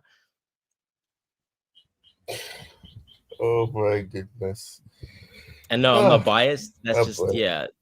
I'm not being biased at all because I'm never am. I don't care if it's a red. I see it's a red. I see it. I don't care what team it is. But for me, it was not a red. It was not a penalty either, that one. And the ref didn't even go look at the screen. They just told him in his ear, and he's like, "Yeah, all right. Should I give it? All right, yeah, I'm just gonna give it. Don't worry. I don't need to go to the screen. I'm not wasting my time. I'll just give it. No worries." Like, what? Go have a look at it, buddy. You're the referee on the field. Yeah, I mean that's the crazy part about it actually. Um, yeah, but there's this thing that I think was it. I'm not sure if it's the official X account, but I saw they put something up about the reason for why Madueke's goal was outside, and that's this because Kukurea was deemed offside. I'm trying to see if I could find it. I think what was it? Somebody quote tweeted it. I'm trying to see if I can find I it. don't mind that one tight, to be But honest. That's offside. By the lines, it is offside. Even though it's a shitty rule, it's still literally it's a couple of millimeters offside. But unfortunately, with that technology, it is offside. I have no problem with that at all, to be honest. hmm, a lot of people were saying that how is that offside? How is that offside? How is that offside? But yeah, I mean that's a fair point actually. I'm still trying to see if I can find tweet in Yeah, particular it doesn't look, but because by the it letter of was the kind law, the way we're looking at VAR and the way they draw the lines, that is, even though it's very harsh, it is offside, and you got to be consistent with it. It is. If the line is drawn, and even if his fingernail is offside, he's offside. If his nose is offside, his nose is offside. Doesn't matter. It's offside. As simple as that. all right, right. So I think I found it. Right. Okay, so this is it. It says that Yeah, the referee's call in the 32nd minute is the referee's call of no goal was checked and confirmed by the VAR as Kukurea was in an outside position in the build-up. Okay, that's yeah. kind of bland. It doesn't explain the how and why. But okay. Fair enough, I guess. I mean, I don't. But yeah, You can yeah, see, he's you can actually show me outside. When I even look at without it, the lines. Even yeah, if you his don't show me knee, those his lines, knee, I his can tell that he's just his slightly knee offside is anyway. His shoulder, yeah, and that's his why they draw that blue line shoulder, and his that red knee. line, and that's the difference between the blue and red line. That's the distance that he's offside by, and yeah, it's Yeah, this millimeters, this but is kind of fine though. That's the thing too. yeah. Look, I don't have a problem with this one. It's for me, it is offside, so I don't really have a problem with it.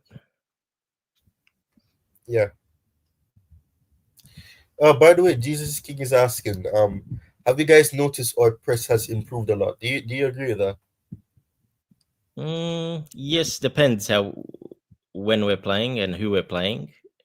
and like we've played with the two defensive midfielders, so that was a little bit different. Uh, I think like this, we play a little bit higher up. So yeah, I think it is better, but not when we've got the two defensive midfielders sitting back. No, I don't. I don't think our press was better then. No, definitely not, because we're inviting teams way more, and sitting deep, definitely not as good. There's too much space between the midfielders and the forwards. But when we're set up a little bit more offensively like this, I think yeah, maybe it's slightly improved. Yeah, but there's not much in it, to be honest. Right. Fair enough. 4 people are watching, 5 people are watching now. Still looking at the statistics. I made a promise I'm not gonna break it, but as I said earlier, do the right thing. Let's grow the community.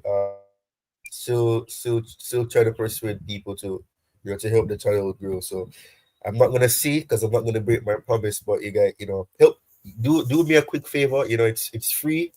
It doesn't come with a cost. It's not like premium on X or membership. I could have asked you guys for membership. I'm not doing that. So do the free stuff first, and then if you like what you see, then you can consider doing something that could perhaps help the channel otherwise, and help to motivate, help to invest in building the channel even further. 6 people are watching now. 7 people are watching now. I'm gonna stop looking at the viewership now because this is kind of hilarious now.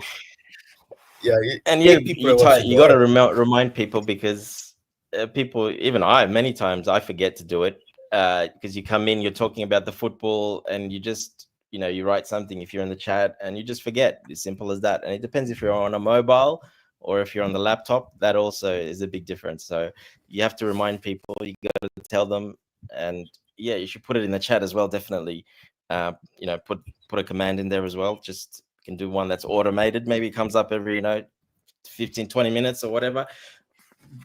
But it is Yeah. important you remind people, because like I said, we all make that mistake of not pressing the like. We get too heated into what we're talking about and the conversation, and we just simply forget. So yeah, it's very important. Well, right. So Nightbot finally turned up. Funny. You're so funny. You're about almost 2 hours late. But yeah, don't forget to do that. I was That's on the wondering why I'm screen, not seeing that. and Yeah. right, right. So and then it says it right there. So you guys do it. Yeah, exactly. DJ saying it. DJ selling you. I'm not telling you. So technically, I can read what he has there. Smash the like and subscribe, people. Big up And DJ, and big up big up. He Gavin as said well. big I'm up not sure if here you as saw well. Gavin said hello as Big up, well. big up. Oh, big up to you, Garvin, man. I don't know. I've been missing a lot of these comments. I hope you're good, Garvin. Big up. Thank you for coming in. 10 people are watching now. Oh my goodness. I'm gonna stop looking at the viewership right now. Oh, he's still here. He's just quiet. It says big up DJ. All right. So yeah, smash like and subscribe, people. But yeah, what's your thoughts on the match, Garvin? And DJ. What's your thoughts? We've been sitting here for I don't know what that is doing, but I've been sitting here for almost 2 hours. So you've heard us talk. What's your thoughts on the match? What's your overall thoughts on the match? Because I think we've exhausted every avenue, every aspect of the match. I don't think there's any stone that we left unturned. So we can probably wrap it up soon. But let me see if you guys have anything you want to say, any questions, any queries, anything. So let's see if they'll respond. But yeah, in terms of officiating, a lot of people have a problem with it. A lot of people have outrages in terms of, as I said, the potential red card. But yeah, we got the win. It's important, and right now I think we can somewhat relax in terms of what the other results may be. It's just about just hoping, as Garvin says here, that Arsenal lose, because obviously we don't want them to be on our necks like that. But we kind of put ourselves in that situation. To be honest, we Yeah, drew they just scored a against that we second could have goal. won Just as against. Gavin said, they just scored a second goal. So Oh, it's 2-0 you now. jinxed it, Okay, Gavin. so Thanks, Gavin. yeah, that's all because of Garvin, man. Honestly. So they what? They 1 goal behind us on goal difference, then I think, or they level. No, they'll Yeah. still be one, I think, behind. Yeah, they're still behind the goal difference. Yeah. Oh wow, three. There's actually, well, I don't know if this is accurate because it says they have 20 goals on goal difference, and we have 23. So is it 23? Am I seeing that right? Goal Yeah. difference. No, Yeah, that's we're goal one goal ahead finishes. of No, them at it's the moment. 14. Yeah, We're yeah, we're we've one got ahead of them. 9 So we're on overall goal 14 difference, and they got goals. 8. Yeah, Yeah, so we're one actually, no, goal it's ahead of them. 9. I'm looking Yeah, at the wrong stats. I'm looking at the wrong stats. We have 9 goals on goal difference. They yeah, have and they 8, have so it's 8. 1 now, right? Yeah, 8. Yeah, We have so it's 9, they one have goal 8, so it's difference. 1. So come on, Nottingham Forest. You need to get a goal, man. Come on, what's going on? It's Hudson-Odoi playing, man. Come on, help your youth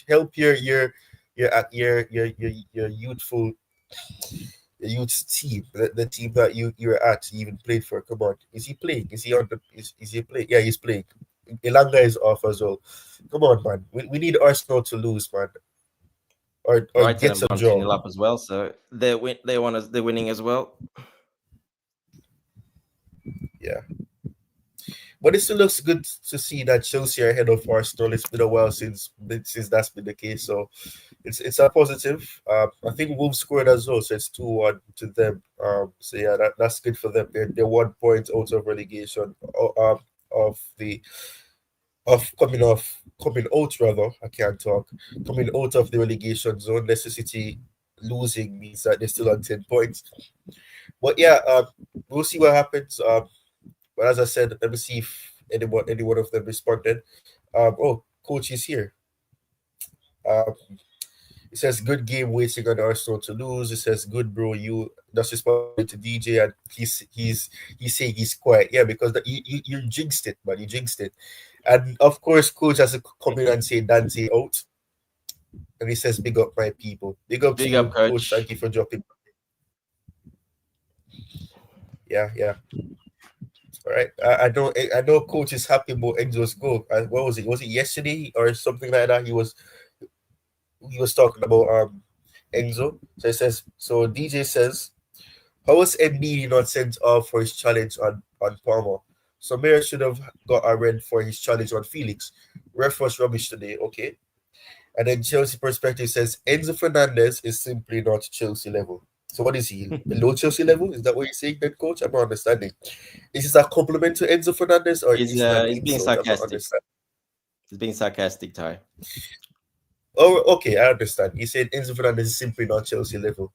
Okay, I get it. I understand. And then DJ, all right, we can go there. Said Enzo excelled today.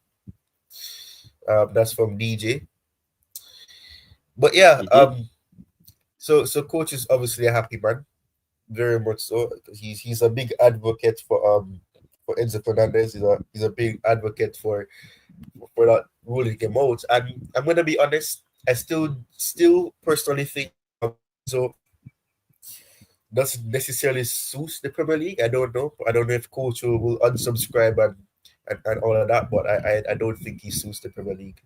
Um, It's he had a yeah, good Ty. game. Can't It's take that away about from him, definitely. if it depends what you're comparing it to. So if when you say that you're comparing it to La Liga or where are you comparing it to? Italian league? Which one are you comparing it to? I'm assuming you're comparing it to La Liga. Yeah. In terms of the fact that at times he can move the ball quickly. We saw that in this match. He made a big movement, but at times when you play facing off against a team that's going to be coming at you with high press and all of that, some of the slow movements that he has rather, um, it's something that not every opponent you can do that against. And I mean, it's no surprise that when a team like Leicester that are giving you the time to make your next move and all those stuff, you do well. I'm not saying that it's because Leicester City were bad. I'm not going to be that type of guy or fan to say that he performed good because of the opponent. No, I'm not saying that. But I'm saying that when the tempo is not as quick paced as it would be against other opponents, it's good. It's gonna be easier for you to have good performances or to be able to deliver in the capacity that you want to. But we saw, as I said earlier in the stream, when Leicester City had the ball and they were moving the ball quickly around him, he was struggling to get a foot in. So that is what I mean in terms of that aspect. In other leagues, he definitely would fit in perfectly and be beautiful. And I'm sure Yeah. any team, Real Madrid wants him definitely. And I'm not saying he's a But bad that's player. No, he's definitely yeah, a good that's player. also I'm just positioning saying where he's that in terms playing. of the pace. Sorry? Yeah, that's also positioning where he's playing. He's playing. If he was playing the defensive midfielder deep lying, well, he wouldn't have that problem because he's got the field in front of him. He can see everything, and every time he's played that, either in the Premier League or the Cup games, he's controlled the game, bossed the game, and was basically one of the top 2-3 players on the field. Today he played in that CM box to box role where he can go forward, come back. He's not usually as effective, but today he was because he chose his positioning pretty well, and he went he took some risks going forward basically, and they paid off. So he was in the right place at the right time. So look, you got to give him like I said, he was the man of the match in my opinion. He was the best player, so he definitely deserved it. But I do agree with you. Of course he's going to play better and it suits him more like a Real Madrid. But then you're also, Real Madrid are a dominant team as well. So, and they need a player like him. So, because Toni Kroos, Modric are pretty much finished. So they need a player like him. They've got more defensive players. They don't have players like him that can sit back and control the tempo, control the game. And yes, it's a bit easier to do in the Spanish league because Madrid is so dominant, and it's a more technical, a bit more slower pace, 100%. But he can be very effective in the Premier League as well if he's used correctly, and they're against the right opposition and used correctly, and you put the right players around him. There is no problem at all. He can have games exactly like he did today, and he can really boss games, and pretty much everything runs for him. Even today, he played that CM role. Like I said, not everything ran for him, but you got to look at the positional play. Everything started from him, even though all our attacking plays started from him. Still moving the ball forward quickly to the side, putting it through for Jackson, and putting it through to Palmer, and that helps Palmer's game a whole lot. And he did today as well because he gave him some great balls, quick touches, breaking the press straight to Palmer, and then Palmer had space to run into. The problem where it slowed down for us, like I keep saying, was Madueke on the right. Everything broke down because of Madueke.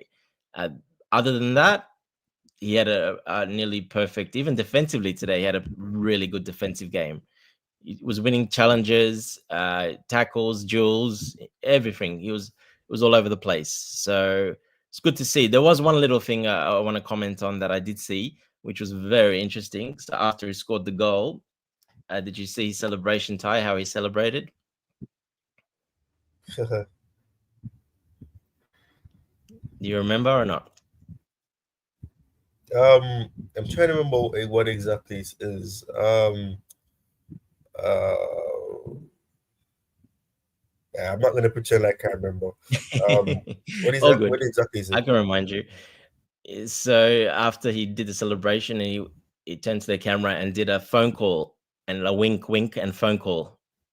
Call me. Oh wow. Okay. Let me see if I can find. Let me see if I can find that because I know that people on X would always they will look into every single thing that a player does. So let me see if I can Yes, find I that. thought that was a bit interesting that he did that. It's either he's doing it like, sarcastically, as in to say, just to shut everyone up, or it might even mean it. It's like I mean, it's Real possible, Madrid, come but and call a lot of me. people are gonna say, "Is he saying that it's open for me? Come here, Yes, Madrid. we Come don't to know the Real exactly Madrid." why he did it, but he did do it. So that there's something to it because he did that.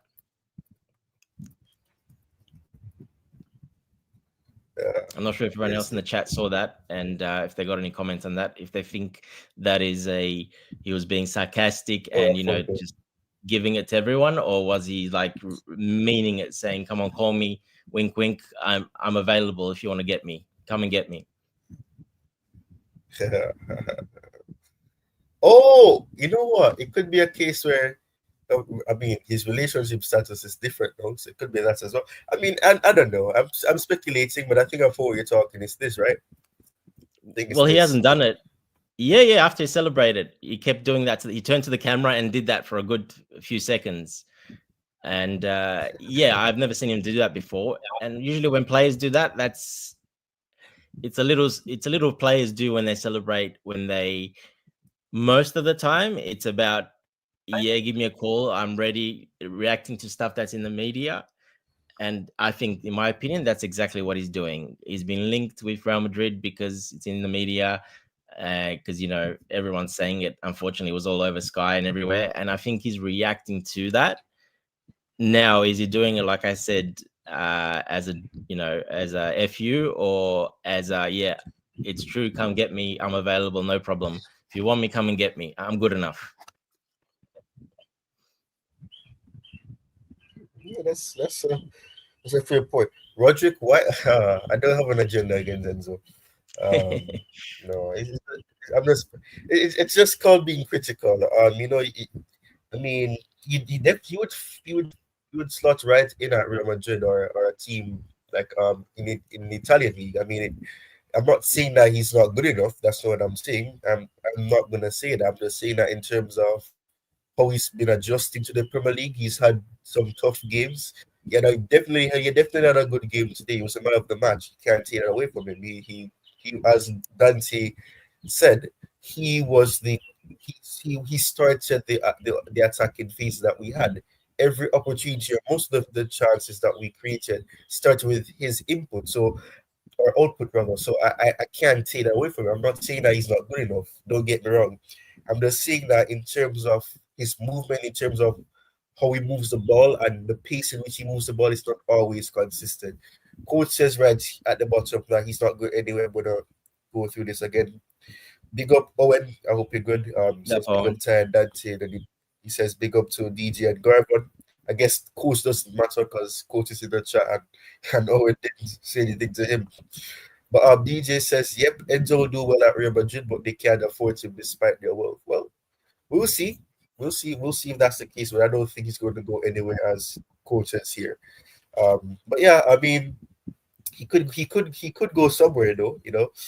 I'm going to keep No, this he wouldn't go PG though, so anywhere. He wouldn't go that's anywhere. He's the type. Yeah, sorry, Ty. He's the type of player that would not go anywhere. He wouldn't go to. He would only go to a big team. If he's going to leave Chelsea, he would only go to an upgrade. Even though Chelsea's a massive team, but yeah, of course, Real Madrid is the team to go, especially for the Spanish players. It's the biggest team in the world, basically. So if he does go, he would only go to like a Real Madrid. Uh, that's the only sort of team. Barcelona, yeah, these teams, big teams. I don't see anyone else really going for him. Like you said, in Italy, maybe, but they wouldn't afford him in Italy. No one's paying in Italy. They don't have money to do that. Only Spain, even though their financial struggles, they can still pull off a signing like that if they want to. So yeah, it will be only Real Madrid, basically. I think that's the only one really to go to. yeah, that's true. Yeah, that's true. Who's this? Somebody sent a message here. Right. So it says, "Let's be real. The let's be real. The Chelsea Yeah, fans have not exactly made him feel welcome. Too much complaining from some of our fan base saying we should get rid of him. I don't mean you, Ty. Why you didn't have to add that last sentence? You could have just let me try to interpret if you're tie saying out. me. Ah, but I agree with you. Yeah, that's true though. A lot of fans have been giving him a lot of stick. Some is justifiable, some of it is just unjustifiable, some of it is actually an agenda. So Roderick, if you're gonna say anybody has an agenda, it's definitely not me because I've defended Enzo at length quite a lot, especially on this channel as well. So I mean, I don't have an agenda against him. I'm just saying that, in terms of other leagues, he definitely would have done way better than he's doing now at a team like Real Madrid or Barcelona, because Barcelona, I think they would definitely take him in a heartbeat. But can they afford him? I don't know. I've seen they said something about levelers and they're gonna get more. I don't know where they're getting these stuff from, but I think they signed Yeah, with Nike or something like that. look, Real Madrid can make it happen if they really want to. Like I said, Finger gone and then Finger retiring. That's it's a massive, off the payroll as well. So they can sell a couple of players, and if they really, really want him and rate him that highly, they can. Because if they offer basically what we bought him for, and what we know from this Chelsea ownership is if you know you don't want to be here, well then they'll move you on. and that's down to the player as well. The player, if Enzo says, "Look, I don't want to be here. I'm not loving it, whatever, for what DJ Sub there said and other reasons, and I want to go," well, then Chelsea will work with him to find the solution for him to move. We've seen that with other players as well, and I don't see it being any different for Enzo. As long as we get the money we ask, I don't see it. Then there'll be a problem, moving him on. But yeah, we would need to get the money that we probably paid for him around that 100 mil anyway. That around that whatever it is.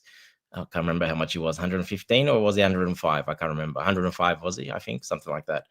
So I think if we do get that and the player also wants to, like you see in that picture there, and if he actually means that, well, yeah, then it all comes down to and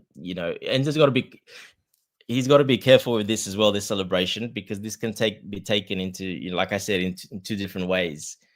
And and fans, some people will pick up on this. I can guarantee you I did, and a lot more will. They haven't yet, but they will, because it will be all over social media. And I'm sure even Maresca, a lot of people will pick it up after, and they'll ask him, "Why did you do that? What's the true meaning behind it?" So we will find out very soon about it.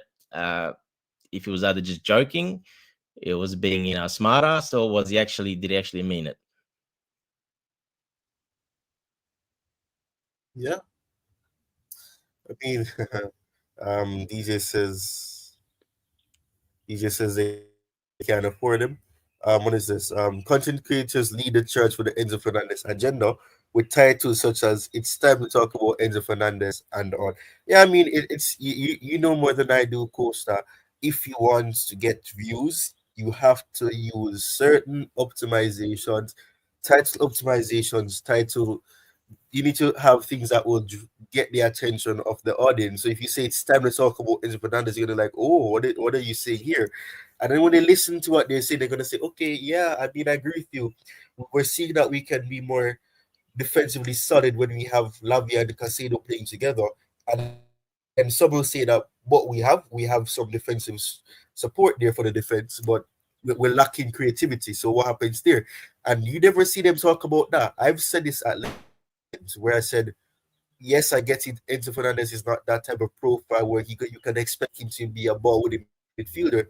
He will chip in, yes, but we are lacking creativity from that midfield. We saw that with Lavia and Casado. They tried, but we were lacking that creativity. It was down to either the fullbacks trying to create or the attackers creating for each other amongst themselves. So, and we saw that the goal that Arsenal obviously conceded, where Neto scored, came from the fact that he came on, passed the ball to Neto, and Neto struck it past the goalkeeper. So obviously we lacked creativity without him in the team.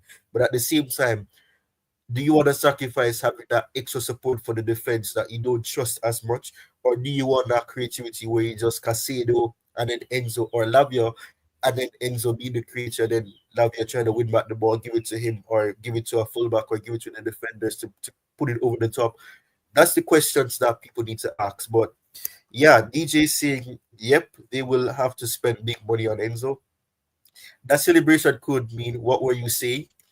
No, Yeah, Coach. of course, No, it doesn't mean that. of No, course, it's you can well say known that. in player circles what that celebration means, and he did it twice when he was running to the corner, and then after as well, specifically turned around to the camera after and did it for a longer period of time. Uh, it's definitely, call me, but he did sort of do it in a sarcastic way the second time as well. So, like I said, you can take it which way you want, but it's definitely some meaning behind it. Yeah. More than if anything, it means call me. It depends on the context. As I said, his relationship status is different, so he could be saying call me in terms of that or whatever, or he could be saying call me in terms of sarcasm, as Dante said. in terms of clubs because there's rumors saying that Real Madrid wants him. Other teams are looking in Italy are looking to sign him as well. So those it could be that more than what were you saying because he didn't look up he didn't his facial expression doesn't look like I'm not hearing you. What were you saying or something like that? Or probably saying what were you saying in terms of I'm not good enough. But what are you saying? No, Yeah, yeah. maybe that's The it. way But I that looks, know that that that's still the shot. case. Yeah, you just got to look at it the whole, not just the still shot like that. But yeah, 100% exactly what you said. But yeah, Ty, stop saying Italian teams. There's no Italian teams that can buy him. Don't bring up Italian teams. There's no chance any Italian team can buy him. Yeah, but that's what the rumors say. I think there's this source from Italy. What's it? I don't Well, of course, Italians team want to buy him, but they want to buy him probably for like 20 million, 30 million. Yeah, of course they want to buy him. They all want to buy him, but they can't afford him. No Italian team can afford to buy him.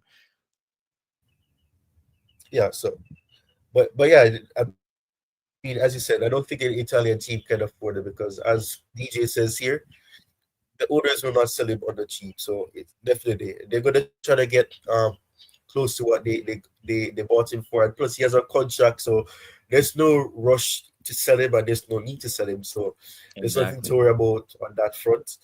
But yeah. By the way, I want to say thank you. I guess my plea and prayers have been answered. Now at 2,944, so I guess the 5 persons ended up subscribing. So thank you guys so much. Appreciate it. We're getting there slowly but surely. Getting closer to 3,000 subscribers, and it's been a wild journey, 4 years, and going onwards. But yeah, I appreciate all you guys. DJ, obviously, coach was here from the very beginning. Um, Individuals like you, Dante, and Garvin and other persons came along the way.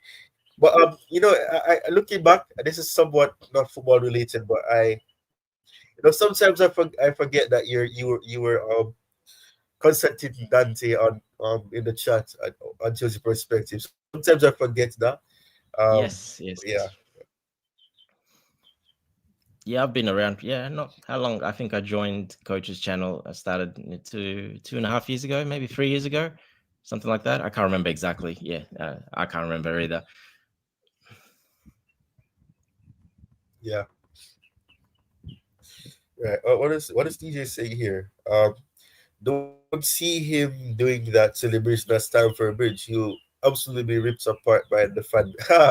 Yeah, I mean that's the next thing as well. The away fans and the home fans are completely different in terms of celebration, in terms of the atmosphere that they bring. It's completely different because the home fans they're more, I wouldn't say toxic, but they what they'll see, what they'll charge, and all those things. It's completely different, and I think a lot of the home fans are the ones that don't really respect him or they don't rate him as a player. So I think that's true. I think the home fans would definitely tear into him, they rip into him, and see why he's celebrating like that and all of that. So I guess Well, let's just see how much being they. away and all that. Yeah, Let's just see how much they're tearing to him after this game. So we'll see, because this will get around. So yeah, still fresh, but this will get around. It doesn't matter if it's away these days. It's social media. It doesn't matter if it's away, unfortunately. So, yeah.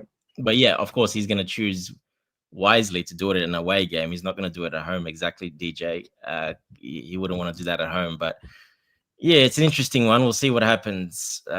Yeah. So yeah. When I saw that, I'm just like, oh no, why did you need to do that now? Because yeah, it's gonna cause more talk, more criticism and stuff like that. Yeah. What's the scores looking like for the matches? It's They still still two haven't nil had a shot on to target. What the Arsenal. hell are Nottingham Forest doing? Seriously, Oh my goodness, unbelievable. this is crazy. We know It's Arsenal is crazy. I a good guess defensive I team, guess but it's crazy, man. I can't believe they're not giving him a game at all, to be honest. No, not one shot on target. 75 minutes or whatever, 78 minutes, not one shot on target. Wow. That's crazy about that. I'm shocked actually. Okay, Brighton got a red card. Is that really? Well, they're winning 2-0 anyway, so it doesn't really matter. 9 minutes to go before added time. Austin Villa. Oh wow, Crystal Palace equalized, or is it It's Villa still that winning, equalized? yeah. No, Sorry, they drew, but yeah, they're still dropping points. So wow. our good friend Ross Barkley I mean scored that's good, man. just not long ago to make it 2-2. Yay, Chelsea, Chelsea. Come on. All right, come on. Somebody said Chalobah needs to do it for the Chelsea. We need some agents for Chelsea because Hudson Odoi obviously can't do it. No, I think they took him off. So it is what it is, man. Yeah, it's good that we won this match, though. It's equally more important that we won this match because Arsenal could have gone ahead of us. But um, yeah, I think we've exhausted Probably wrap it up. the Yeah, I topic. gotta go as well. Yeah, so yeah, and every time I'm about to run off the show, people start coming in. 13 people are watching now. Anyways, you guys are late. Um, but yeah, we've been sitting here. I think we're going to be talking over and over again about the same thing. I think we've It's up to you, talked at Ty. It's your full show. length You can about decide to this. go on. No problem. If some other people are coming on, keep it Yeah, going, my friend. If you got the energy, yeah, yeah, I'm but out I of mean, we've energy already now. talked about it. Yeah, Yeah, we've exactly. talked about everything. We don't want to repeating ourselves. So And we'll yeah, I talk think we can about it wrap up probably the show. tomorrow But on Coach's channel again, and the night after that. yeah, So yeah, we'll be talking a lot more about it. Definitely, there'll be a lot of yeah, a bit of news coming out of this game. Yeah. yeah. It's gonna be a merry-go-round. But yeah, thank you, DJ. Thank you, Coach. Thank you, obviously, Dante, for coming on the panel, for staying the full length as well. I know you're still recovering and all that, so I appreciate you find the time to come on as No well. problem. My Owen pleasure. Hart, yeah. Garvan, obviously, Roderick, although he says I have an agenda against Enzo, can't believe it. Annalise, who else was there? There were some other persons earlier. Jesus is King. I can't forget about you. Jesus is King. Big up. You always find the time to come on. Ray was obviously here. I'm not gonna try to be a face, a baby face, and all that. I won't remember everybody's name. I won't remember everybody that was here. Quite a number of people were here. Obviously, Rosie was here. Make sure you smash the like button. Yes, for those people who will be watching this after, ensure that you smash the like button and subscribe. Soon aiming for 3,000, as I said. Rich money makers, obviously. Thank you, everyone. Thank you for those who are even here and they didn't comment. I appreciate you guys. I'll see you guys in the next one. Peace. Have a good one. And keep the blue flag flying high. And thank you, Chelsea, for not ruining my weekend. Peace. Yep. Thanks for making us sick people feel better. Thank you. Take care, everyone. Yeah. All right. Bye.